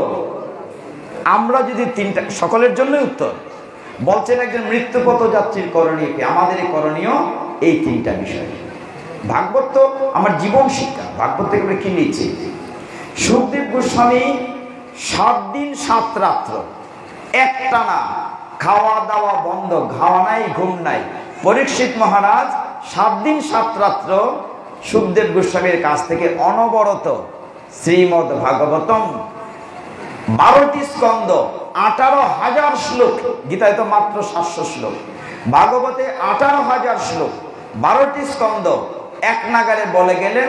আর মাঝে মধ্যে প্রশ্ন করলেন, পরীক্ষিত মহারাজ উত্তর দিলেন। এইভাবে চলেছে ভাগবত। আপনারা সকলে যে ভাগবত শুনেন, বিভিন্ন আশ্রমে 10ম স্কন্ধটাই বেশি আমরা শুনি, কিন্তু ভাগবতের 12টি স্কন্ধ আছে। প্রথম স্কন্ধ থেকে শুরু করে আপনারা যারা সরাসরি প্রোগ্রাম দেখেন, বিশেষ করে একাদশীর রাত্রিতে, আমি চেষ্টা করছি, আমরা একাদশীর মাহাত্ম্য সহ গীতা শেষ করার পরে ভাগবত শুরু করেছি। প্রতি একাদশীর রাত্রে আমরা প্রোগ্রামটি লাইভ করে থাকি। ভাগবতের প্রথম স্কন্ধ, দ্বিতীয় স্কন্ধ, তৃতীয় স্কন্ধ, চতুর্থ স্কন্ধ শেষ করেছি। আগামী দিন তো 5ম স্কন্ধতে শুরু করব। আপনাদের অনেকের আকাঙ্ক্ষা ছিল একটি বিষয় আলোচনা করার জন্য। আমরা 10টা পর্যন্ত সেই বিষয়টা আলোচনা করব। 10টা শেষ করব, ঠিক আছে? হরি বল। মাতাজির উপর নীরব হয়ে গেছে, একটু উদ্ধনি করেন তো, বড় নীরব হয়ে গেছে।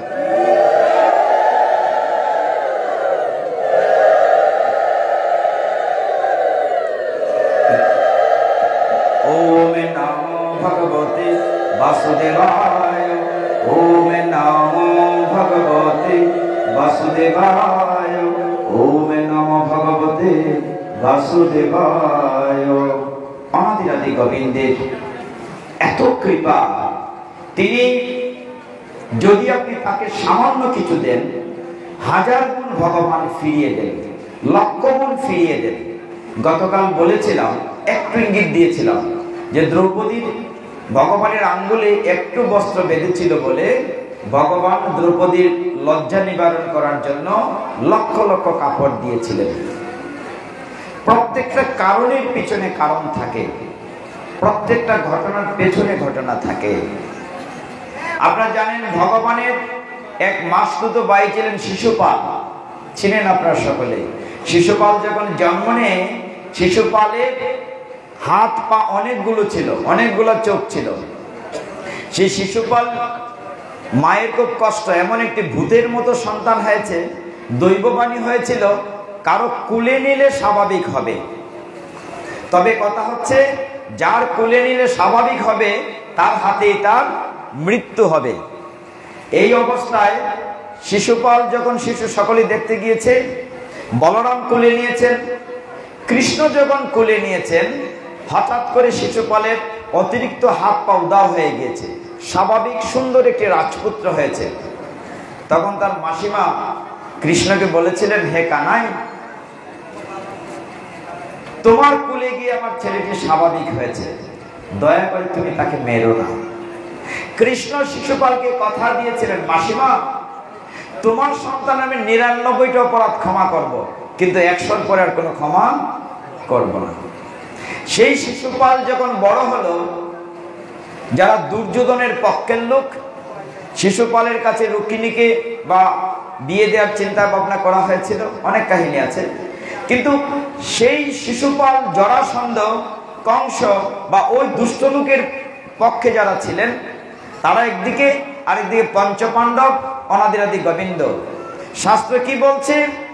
ইয়াত্র কৃষ্ণ যুগেশ্বর, ইয়াত্র পার্থ ধনুর্ধর, তত্র শ্রী বিজয় ভূতির ধ্রুবা নীতির মতির মম। ভগবান বলছেন, যে পক্ষে থাকেন কৃষ্ণ যুগেশ্বর, যে পক্ষে থাকেন পার্থ ধনুর্ধর, সেই পক্ষে শ্রী বিজয় লক্ষ্মী সম্পদ, সেই পক্ষে ধর্মনীতি, ইহা মোর মত। শাস্ত্র সিদ্ধান্ত দিয়েছে, তুমি যদি শ্রী চাও, লক্ষ্মী চাও, বিজয় চাও, ধর্ম চাও, তাহলে কৃষ্ণকে তোমার পক্ষে রাখতে হবে। এত বড় কুরুক্ষেত্রের যুদ্ধ হয়েছে, 18 অক্ষহীন সৈন্য, প্রায় 39 লক্ষর উপরে, একদিকে 11 অক্ষহীন সৈন্য 100 ভাই, আর একদিকে মাত্র 7 অক্ষহীন সৈন্য 5 ভাই।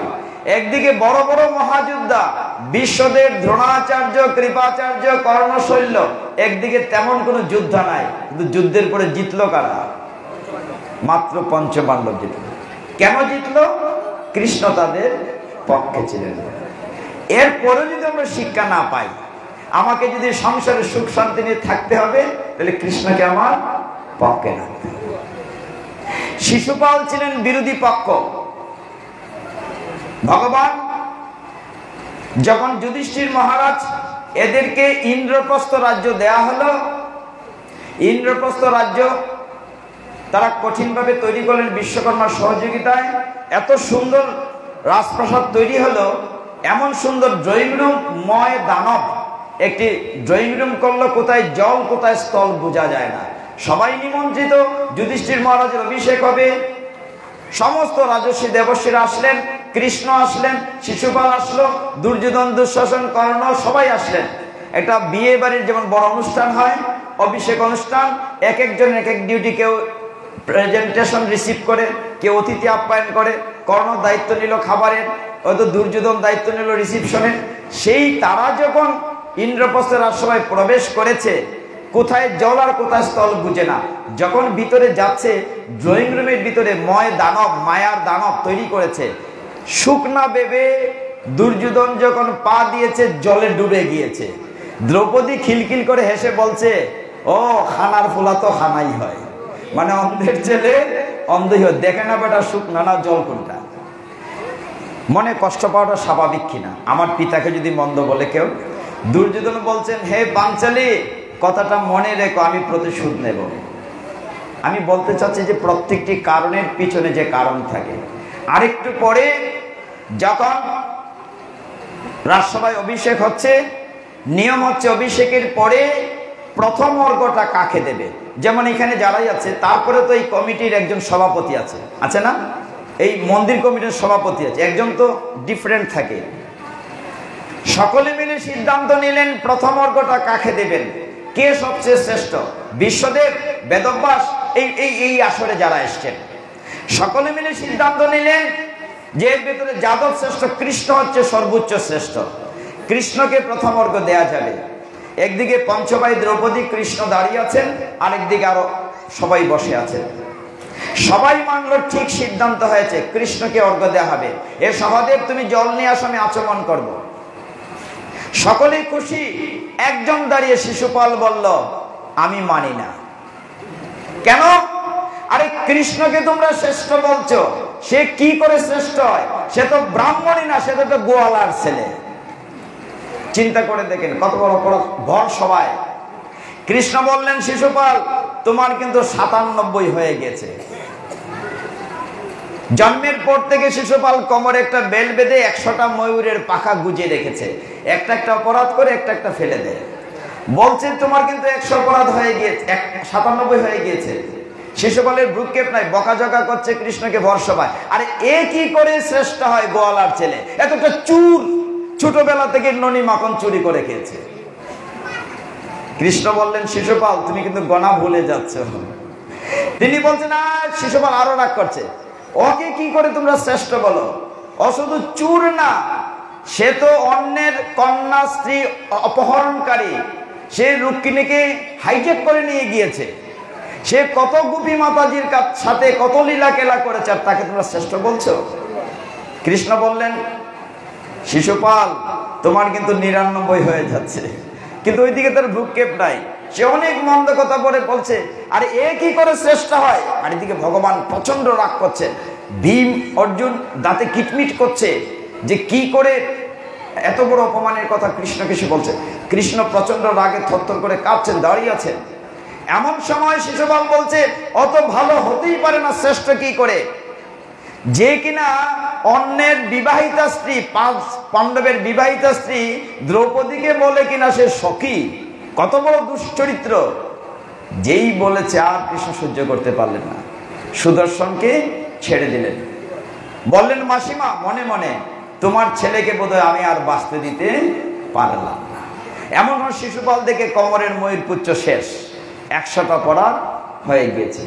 শিশুপাল এই রাজসভায় যখন মারা গেল, সুদর্শন চক্র যখন মেরে ফেললো, আমরা মৃত্যু বলি না, উদ্ধার বলি। কৃষ্ণের হাতে মৃত্যু হলে উদ্ধার বলি। শিশুপাল উদ্ধার, পুতনা উদ্ধার। যখন শিশুপাল হত্যা হলো, এইটা দেখে তার পক্ষের লোক তো রাজসভায় আছে, দুর্যোধন, দুঃশাসন, ওরা তলোয়ার বের করলো, যুদ্ধ ঘোষণা করলো। বিদুর বললেন, তুমি যুদ্ধ ঘোষণা করতে পারো না, রাজা ছাড়া যুদ্ধ ঘোষণা হয় না। দুর্যোধন বলল, আমি রাজার ছেলে, আমি ঘোষণা করতে পারি। বিদুর বললেন, তাও পারো না, রাজা না থাকলে মন্ত্রী ঘোষণা করবে, আমি উপস্থিত আছি, তুমি ঘোষণা করতে পারো না। রাজসভায় তলোয়ার বের করলে মৃত্যুদণ্ড হয়। খুব বাকবিতণ্ডা হলো, আমি তো সংক্ষেপ করছি জায়গাটি। বাকবিতণ্ডা হলো, এক পর্যায়ে সিদ্ধান্ত হলো তাদের শাস্তি হওয়া উচিত। তারা অন্যায় করেছে, বড় রাজসভায় অস্ত্র বের করেছে, কি শাস্তি দেওয়া হবে? কৃষ্ণ মনে মনে একটা সুযোগ নিলেন।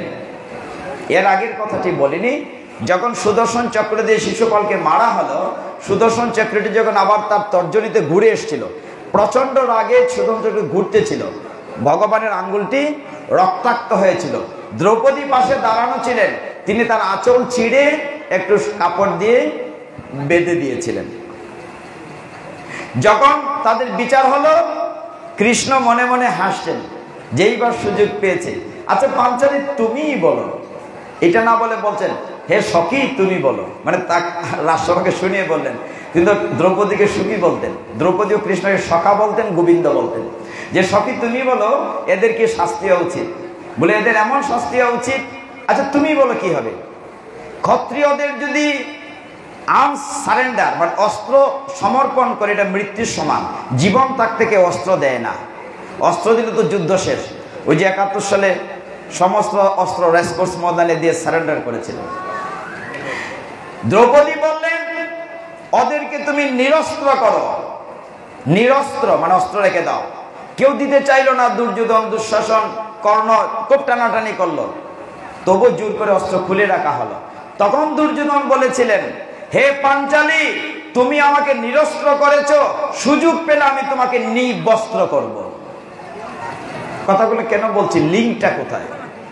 প্রত্যেকটা কারণের পিছনে একটা কারণ থাকে। তাহলে ভগবানকে একটু দিলে 1000 গুণ পাওয়া যায়। এবার মূল কথাটিতে আছে, ভক্ত একজন বলছিল সেটা শোনার জন্য আবার বলছে, আরেকবার বলেছে। এখানে ভক্তদের কথা বারবার বলতে ভালো লাগে, শুনতে ভালো লাগে। শ্রীমদ্ ভাগবতম দশম স্কন্ধ ৮০-৮১ অধ্যায় ১৪৩৬ পৃষ্ঠা।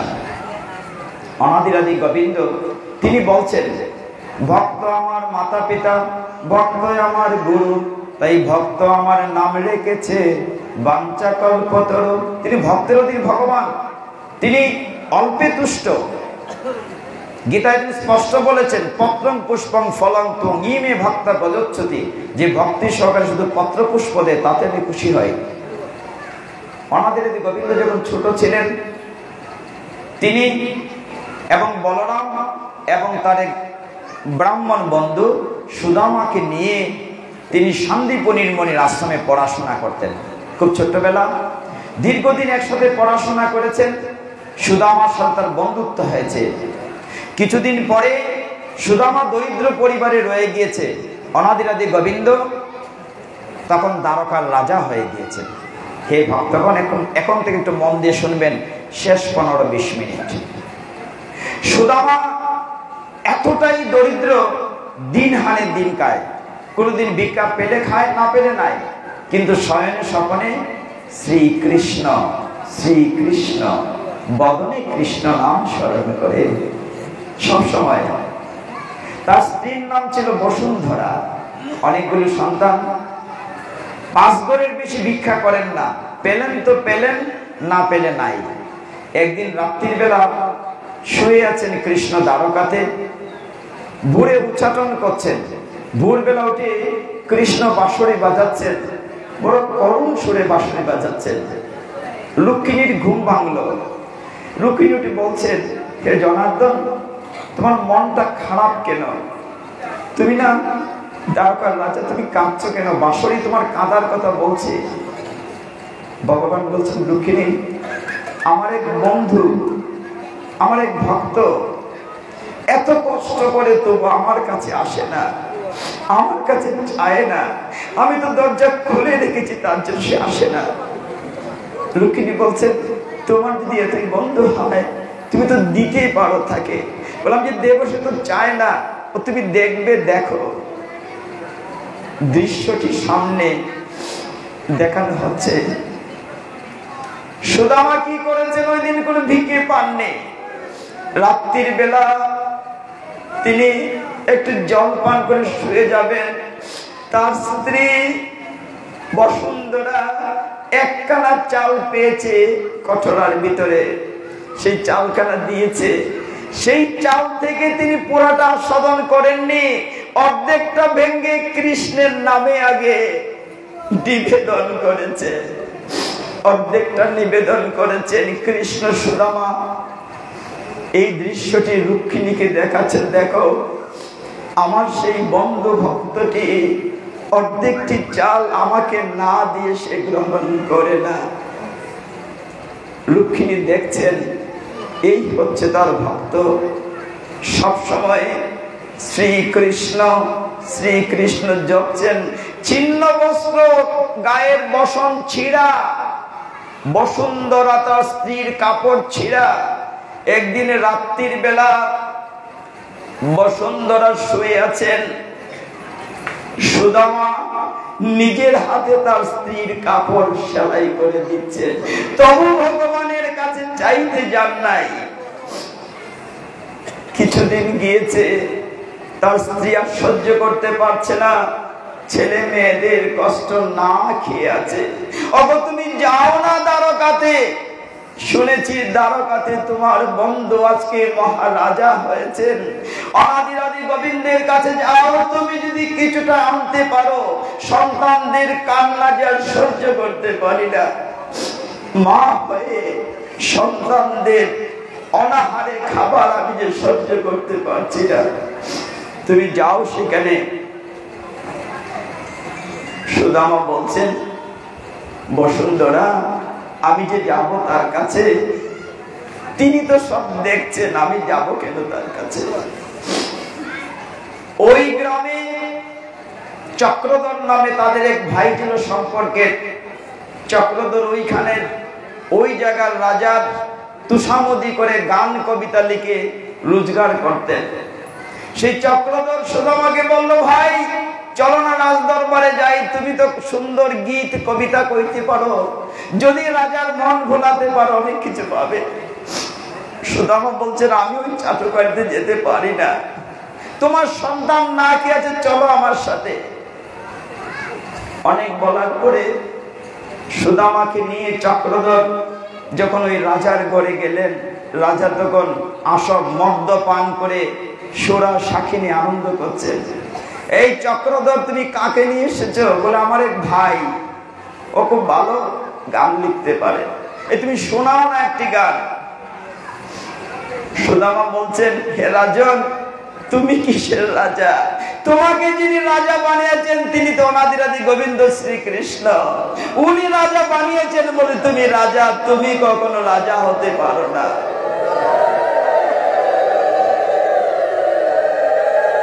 রাজা প্রচন্ড রকম রাগ করলেন। সুদামা বারবার ওই ভগবানের কথাই বলছেন। রাজা বললেন, ওই মৃত্যুদণ্ড দিয়ে দাও, আমার সামনে আমার বদনাম করছে। তাকে মৃত্যুদণ্ড দিতে বললেন। চক্রধর বললেন, আমার ক্ষমা হয়, আমি আপনার কাছে ওই মৃত্যুদণ্ড ক্ষমা করুন, আমি ওকে নিয়ে এসেছিলাম। সিদ্ধান্ত হলো রাজবাড়ির উপর থেকে তাকে চাবুক দিয়ে মারতে মারতে নিচে ফেলে দাও। সুদামাকে 3 তলার উপর থেকে, রাজবাড়ির উপর থেকে মারতে মারতে নিচে ফেলে দেওয়া হলো। সমস্ত দেহ ক্ষত বিক্ষত হলো। আহত অবস্থায় যখন রাত্রির বেলা বাড়িতে আসলেন, তখন বসুন্ধরা দেখলেন সুদামার দেহ দিয়ে রক্ত পড়ছে। সুদামা বলছেন, তুমি কান্নাকাটি করো না, তোমার এই অবস্থা কে করেছে? তুমি যে সব সময় কালে শ্রীকৃষ্ণকে ডাকো, দেখি তোমার কৃষ্ণ তোমাকে কি সাহায্য করে। সুদামা রাত্রিবেলা শুয়ে থাকলেন, সারা শরীরে বিষ বেদনা, শরীর থেকে রক্ত ঝরছে। বসুন্ধরা তৈল আনলেন গায়ে দিতে। সুদামা বললেন, ওগো, ঘরে এমনি তৈল নেই, গরিব মানুষ, তুমি তৈল আমাকে দিও না, আমি এমনি ভালো হয়ে যাব। শুয়ে আছেন বিছানায়। কৃষ্ণ আর সহ্য করতে পারলেন না। স্বয়ং ভগবান ননির মাখনের বাটি নিয়ে সুদামার গৃহে উপস্থিত হলেন। সেই মাখন ননি ভগবান তার গায়ে লাগাতে লাগলেন। সুদামার দেহে ক্ষতস্থানে এই অবস্থায় যখন লেপন করছেন, সুদামার স্ত্রীর ঘুম ভেঙে গেল। সুদামার ঘুম ভেঙে গেল। আমি তোমাকে নিষেধ করেছি তৈল দিতে, তুমি আবার লাগাচ্ছ, শেষ হয়ে যাবে, প্রদীপ জ্বালাবো কি করে ঘরে? উঠে দেখেন কোথায় প্রদীপ? সুদামার বিছানার কাছে মাখনের বাটি পড়ে আছে। ভগবান নিজের ননি এনে লাগিয়েছেন সুদামার ক্ষতস্থানে। হে ভক্তগণ, ভক্তের অধীন ভগবান। আর সহ্য করা যাচ্ছে না। রুক্মিণী দেবী বলছেন, তোমার এই বন্ধুটিকে একটু সাহায্য করো না, আমি যে সহ্য করতে পারছি না। রুক্মিণী দেবী সাক্ষাৎ লক্ষ্মী দেবী। বসুন্ধরা বললেন, যাও না গো, ছেলে মেয়েদের আর কান্না সহ্য হয় না, তুমি একটু যাও। আর আমি যে যাবো বন্ধুর বাড়িতে দ্বারকাতে, কৃষদেহ, শুকনা হাড্ডিসা, ছিন্ন বস্ত্র, এই পোশাকে আমি রাজার বাড়িতে যাব? বলে, যাও না। বন্ধুর বাড়িতে যে যাবো, আমি খালি হাতে যাব কি করে? কিছু তো নিয়ে যেতে হবে। আমরা এটা বুঝি না। আমরা আত্মীয় স্বজনের বাড়িতে গেলে মিষ্টির প্যাকেট উপহার নিয়ে যাই, কিন্তু গোপালের মন্দিরে আসলে অনেক সময় আমরা খালি হাতে আসি। এইগুলো জীব শিক্ষা। ভগবানের বাড়িতেও খালি হাতে আসার কথা না, কিছু একটা দিতে হবে ভগবানকে। ভগবান আপনার ঋণে থাকবেন না, 1000 গুণ লক্ষ গুণ করে ভগবান ফিরিয়ে দেবেন। সুদামা বন্ধুর বাড়িতে যাবেন। বসুন্ধরা কি করলেন? 1-2 ঘর করে ভিক্ষা মেগে কিছুটা খুদ, কিছুটা চিরা, কোথাও ভাগবতে লেখা আছে চিপিটক, এই কয়েক মুষ্টি চিরা তার আঁচলে উত্তরীয়তে বেঁধে দিলেন, ছিন্ন উত্তরীয়তে বেঁধে সুদামা তপ্ত কাকর পথ, ভাগবতে বলা হচ্ছে কাকর কাটা যুক্ত রাস্তা দিয়ে হেঁটে হেঁটে যাচ্ছেন দ্বারকাতে। হে ভক্তগণ, মাথার উপরে প্রখর রোদ, নিচে কণ্টকাকীর্ণ রাস্তা, নিচে নুড়ি পাথর, এই দুর্গম পথ পেরিয়ে সুদামা যখন পায়ে পায়ে দ্বারকাতে পৌঁছলেন, দ্বারকার বাজারে যখন গেলেন, তার মনে হলো আমার বোধহয় আসাটা ঠিক হয়নি। কেন? আমি ভিখারি আর তিনি কিনা রাজা। তবু বাজারে জিজ্ঞাসা করলেন দোকানে, বাজারের লোকরে, যে আমি যাব কৃষ্ণের কাছে, যে কিনা আমার বন্ধু। বন্ধু তোমার, আমাদের রাজা তোমার মতো ভিখারির বন্ধু কি করে হয়? পাগল মনে করে সকলে দূর দূর করছে। সুদামা যাবেন কি যাবেন না চিন্তা করছেন। দরজায় গেলেন রাজবাড়ির, কতোয়াল আটকালো, তুমি কোথায় যাচ্ছ? বলে আমি ব্রাহ্মণ মানুষ, আমি কৃষ্ণের বন্ধু, ছোটবেলায় একসাথে পড়াশোনা করেছি, আমি ভেতরে যাব। দাঁড়াও। দাঁড় করে রেখে দ্বারপাল ভেতরে গেলেন, কৃষ্ণকে গিয়ে বললেন, হে দ্বারকানাথ, এক ব্রাহ্মণ এসে দরজা দাঁড় করিয়ে রেখেছি, তাকে ভেতরে আসতে দেইনি। বলে কেন? বলে মনে হচ্ছে সে একটা পাগল হবে। বলে কেন বলছো পাগল হবে? আমার দরজা তো সাধু বৈষ্ণবের জন্য খোলা, ব্রাহ্মণের জন্য খোলা। বলে খোলা হলো, লোকটিকে পাগল মনে হচ্ছে। বলে পাগল কেন তুমি বুঝেছো কি করে? যে লোকটি একটি ফকির দরবার, মানে দরিদ্র মানুষ, তার ছিন্ন বস্ত্র, সে কিনা বলছে তুমি তার বন্ধু। তুমি কি করে বন্ধু হও হে রাজন? তুমি এই দ্বারকাধীশ, দ্বারকার রাজা, আর এই ছিন্ন বস্ত্রধারী কৃষক, এই লোকটি কি করে বন্ধু হতে পারে? বলছে তার নাম কি বলেছে? নাম বলে নাই। ভগবান তো সবই জানেন। নাম কি বলেছে? বলে নাম বলেছে সুদামা। সুদামা? সুদামা দ্বারকাতে এসেছে। বন্ধু তুমি দ্বারকাতে এসেছো। ওইদিকে সুদামা গেটে দাঁড়িয়ে অপেক্ষা করতে করতে ঘুরে যাচ্ছে। আমি বোধহয় ভিতরে যাওয়া ঠিক হবে না। যখন ঘুরে যাচ্ছে, কৃষ্ণ যখন শুনলেন সুদামা এসেছে, তিনি আর রাজ সিংহাসনে থাকতে পারলেন না। তিনি সিংহাসন থেকে নেমে দৌড়ে যাচ্ছেন সুদামাকে আটকানোর জন্য। সুদামা, সুদামা বলে ডাকতে ডাকতে যাচ্ছেন। ডাকতে ডাকতে ভগবানের মাথা থেকে মুকুট পড়ে গেছে, মানে গলা থেকে মালা ঝুলে যাচ্ছে, জুতা পড়ে গেছে, কোথায় বসন, কোথায় অলংকার। সাথে আশেপাশে যারা ছিল গায়ের ধাক্কায় ছিটকে পড়েছে। কৃষ্ণ সিংহাসনে টিকতে পারলেন না, নেমে দৌড়ে যাচ্ছেন বন্ধুকে ফিরানোর জন্য। সুদামা, সুদামা তুমি চলে যাচ্ছ আমাকে দেখা না করে। ডাকতে ওইদিকে সুদামা চলে যাচ্ছেন। ভগবান দ্বারপালকে ফেলে দিয়ে চিৎকার করে ডাকতে ডাকতে ওই বাজারে গিয়েছেন যেখানে সুদামা সে জিজ্ঞাসা করেছিলেন। সুদামা হাঁটতে হাঁটতে যাচ্ছে। কৃষ্ণ গিয়ে বলছেন, সুদামা তুমি এত নিষ্ঠুর, আমার সাথে দেখা না করে চলে যাচ্ছ।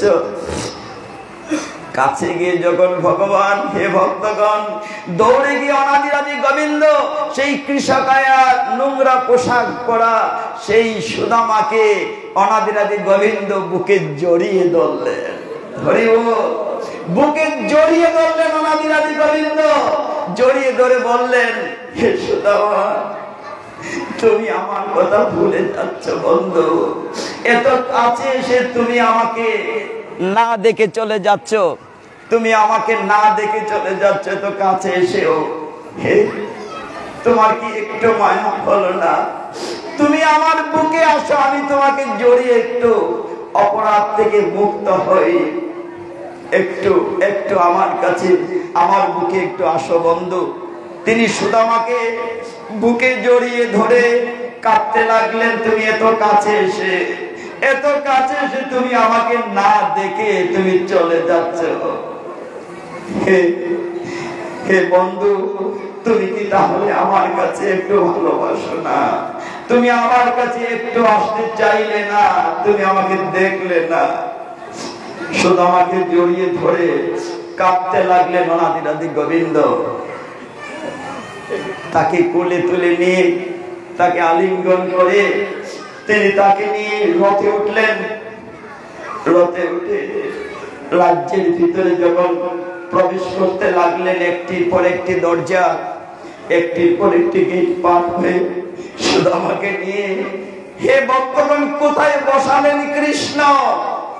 যে খাটিয়াতে প্রধান মহিষী রুক্মিণী দেবী বসেন, সেই খাটিয়াতে সুদামাকে বসালেন।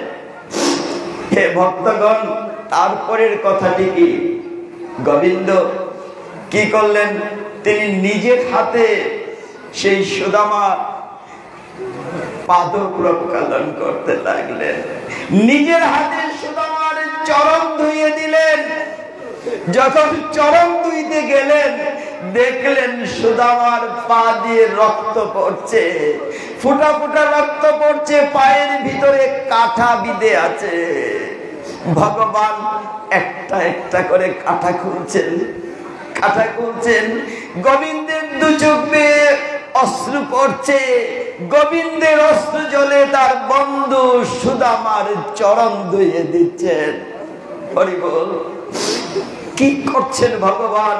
নিজের অশ্রু জল দিয়ে তিনি নিজের অশ্রু জল দিয়ে সুদামার চরণ ধুইয়ে দিচ্ছেন।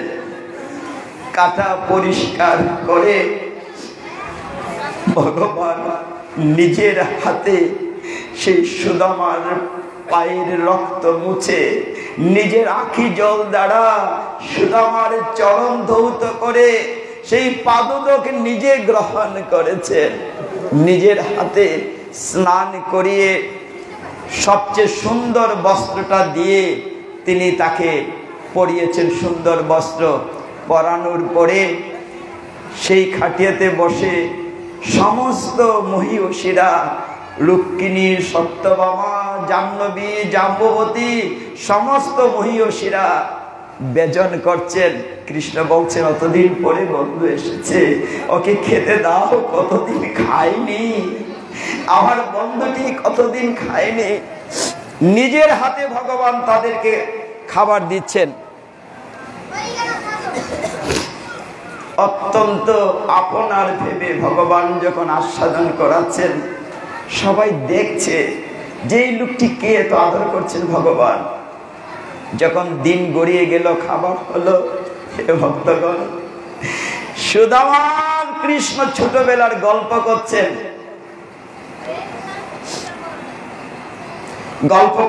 সুদামা, তুমি ভুলে গিয়েছো আমার সাথে দেখা না করে তুমি চলে যাচ্ছিলে? তুমি কি ভুলে গিয়েছো আমরা যখন শান্তিপুরী মুনির আশ্রমে একসাথে পড়াশোনা করতাম, একদিন গুরুমা আমাদের আঁচলে খাবার দিয়ে বলেছিলেন জঙ্গল থেকে লাকড়ি নিয়ে এসো। সেই দিন কি বৃষ্টি হয়েছিল বন্ধু? আমরা ছোটবেলার ক্লাসমেট পেলে ছোটবেলার গল্প করি। কৃষ্ণ বলছেন, সুদামা তুমি ভুলে গিয়েছো, আমার মনে আছে আমরা জঙ্গলে গিয়েছিলাম লাকড়ি আনতে, প্রচন্ড বৃষ্টি, এত বৃষ্টি রাস্তাঘাট একাকার হয়ে গিয়েছিল। তুমি গাছে উঠেছিলে, আমিও গাছে উঠেছিলাম, রাত্রিবেলা রাস্তা হারিয়ে ফেলবো বলে। আর তুমি কি করে? তুমি খেতে পারতে, বেশি খাওয়ার পছন্দ করতে। গুরু মাঝে দিয়েছিলেন আমরা দুইজনে মিলে খাবো, তুমি একাই সব খেয়েছিলে। সুদামা, তুমি ভুলে গিয়েছ সেই ছোটবেলার কত কাহিনী একসাথে আছে। দুই বন্ধু গল্প করছেন।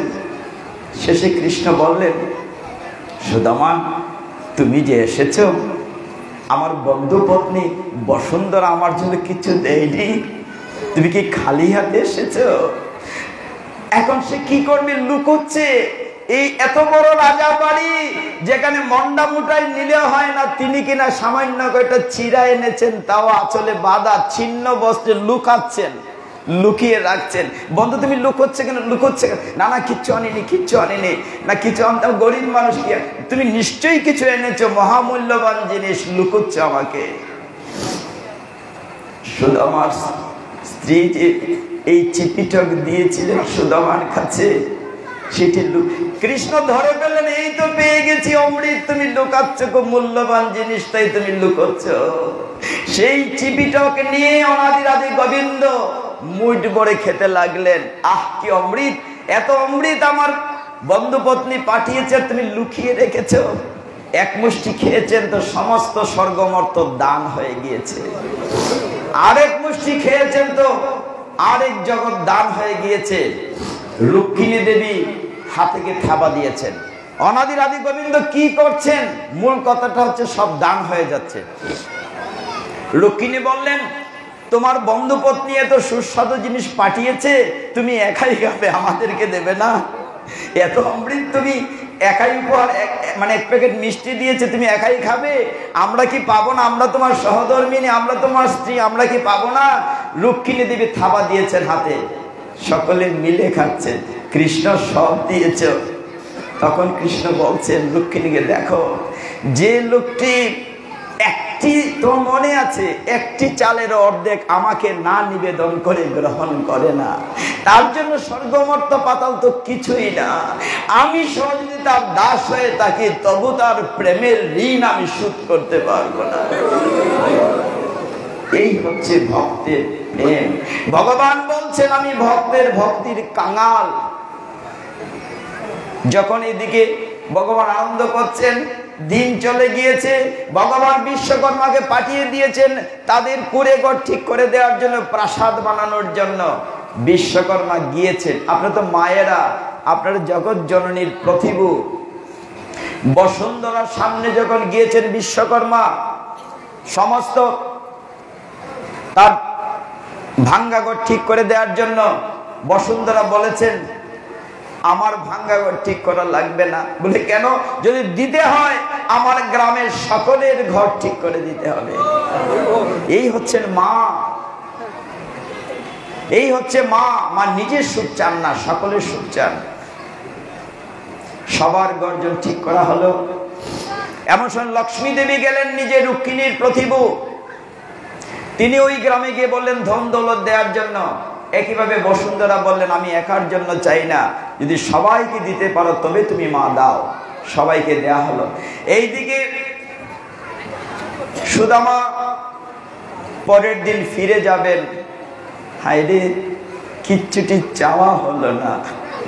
আমি তো এসেছিলাম, আমার স্ত্রী পাঠিয়েছিল, ছেলেমেয়েরা ঘরে না খেয়ে থাকে, ভাঙ্গা ঘরে বৃষ্টির জল পড়ে, আমি তো কিচ্ছুটি চাইতে পারলাম না। যেতে যেতে চিন্তা করছে, ফিরত যাচ্ছে, কিচ্ছুটি চাইলাম না। আমার বাচ্চা না চাইছি তো কি হয়েছে? আমি অনাদিরাদি গোবিন্দের দেহ স্পর্শ পেয়েছি, তার অঙ্গে আলিঙ্গন করতে পেরেছি, এর সাথে তো বড় কিছু পাওয়ার নাই। অনাদিরাদি গোবিন্দ আমার সেবা পূজা করেছেন, ভগবানের সান্নিধ্য পেয়েছি, এর সাথে তো বড় কিছু পাওয়ার নাই। কি চাইবো? সুদামা হাঁটতে হাঁটতে যাচ্ছে, গিয়ে নিজের বাড়ি আর চিনতে পারেন না। প্রাসাদ হয়ে গিয়েছে, সামনে সরোবরে হংস মিথুন খেলা করছে, পাকপাকালি সাক্ষাৎ লক্ষ্মী দেবীর মতো বসুন্ধরা ঘর থেকে স্ত্রী বেরিয়েছেন। অগো, তুমি এসেছো? তিনি তো একটি লাঠি ভর দলে দলে ছিন্ন বস্ত্রে আসছেন, আর বলছেন মুখে, শ্রী কৃষ্ণ শ্রী কৃষ্ণ শ্রী কৃষ্ণ। অগো, এই কি করে হলো? আমি তো কিচ্ছুটি ভগবানের কাছে চাইনি। এই হচ্ছেন ভগবান আদিরাদি গোবিন্দ, সর্ব কারণ কারণম, তিনি করুণার সিন্ধু, তার কাছে চাইতে হয় না। ওই যে সামান্য একটু খুদ করে দিয়েছেন, তার বিনিময়ে ভগবান সবকিছু দিয়ে দেন।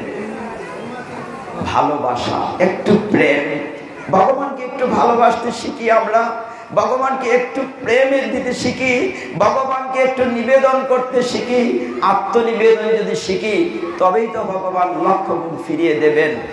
ঘরে গিয়ে দেখলেন বাচ্চাদেরকে চেনা যায় না, লক্ষ্মী দেবীর চরণ চিহ্ন আছে, সুদামা সেটা খুঁজলেন না। আমি শেষ করবো এখানে।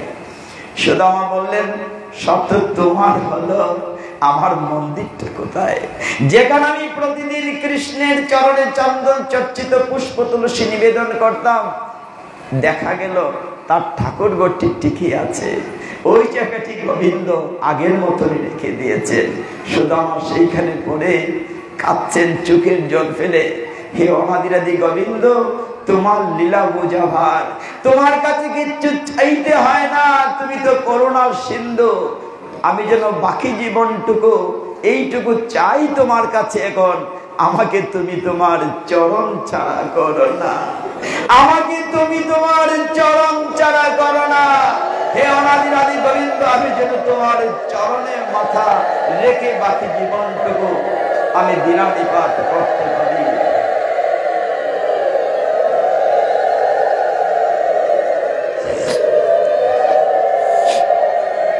হে ভক্তগণ, আমরা এখানে বিশ্রাম রাখবো। আমার ঘড়ির কাঁটার থেকে একটু উপরে চলে গেছে, কিছুটা বিরক্ত করলাম হয়তো আপনাদেরকে, বলতে ক্ষমা করবেন, কিচ্ছু থাকবে না প্রভু। শেষ একটা ফিনিশিং কথা বলি, আমাকে আপনার 2 দিন সুযোগ দিয়েছেন। ভগবানের কথা তো সমুদ্রের সম, কত বলা যাবে, কিন্তু আপনাদের প্রেম আমি পেয়েছি, চরণদুলির কাছে ঋণী হয়ে গেলাম। সবচেয়ে বড় কথা, এই দালানকোটা, পাকা বাড়ি, ধন্দল সব পরে থাকবে। আমরা একদম ন্যাংটু এসেছি, ন্যাংটু চলে যাব। যদি সম্ভব হয় ভগবানকে কিছু দিবেন, ভগবানেরটাই ভগবানকে দিবেন। যেমন এই মন্দিরের অসম্পূর্ণ কাজ আছে, নাট মন্দির সম্পূর্ণ হয় নাই, ওই সাধুনিবাস সম্পন্ন হয় নাই, ভক্তদের অনেকের অর্থ সঙ্গতি আছে, বিন্দু বিন্দু জলে সিন্ধু হয়ে যায়। ভগবানের কাজে দেওয়া মানে কি, এইটি রাখবেন, এইটি থাকবে, কিচ্ছু থাকবে না। আপনি একটা বালিকণা সাথে নিয়ে যেতে পারবেন না শ্মশানে, সব পরে থাকবে এখানে। যদি পারেন এই মন্দিরে সহযোগিতা করবেন, ভগবানের কাছে সহযোগিতা করবেন। আমি আর কথা বাড়াচ্ছি না। সকলের কল্যাণ হোক, সকলের মঙ্গল হোক। ভবিষ্যতে নিশ্চয়ই কোনো না কোনো প্রোগ্রামে দেখা হবে। এ পর্যন্ত শ্রীমন মহাপ্রভুর কথা বলে শুরু করেছিলাম, শ্রীমন মহাপ্রভুর নাম বলে আমরা শেষ করব। সকলে মিলে একসাথে হরে কৃষ্ণ কৃষ্ণ কৃষ্ণ হরে হরে, হরে রাম রাম রাম হরে হরে, হরে কৃষ্ণ কৃষ্ণ কৃষ্ণ হরে হরে, হরে রাম রাম রাম হরে হরে, হরে কৃষ্ণ কৃষ্ণ কৃষ্ণ হরে হরে, হরে রাম রাম রাম হরে হরে। হরে তৎসৎ। আমার ভুল যদি ক্ষমা করবেন। ওম যতস্কর পরিভ্রষ্ট মাত্রহীনং চ ইয়দ্ভবেৎ পূর্ণমোহ তৎসর্বং তৎপ্রসাদাৎ জনার্দন। আপনারা প্রসাদ নিয়ে যাবেন, প্রসাদের ব্যবস্থা আছে। হরি বল।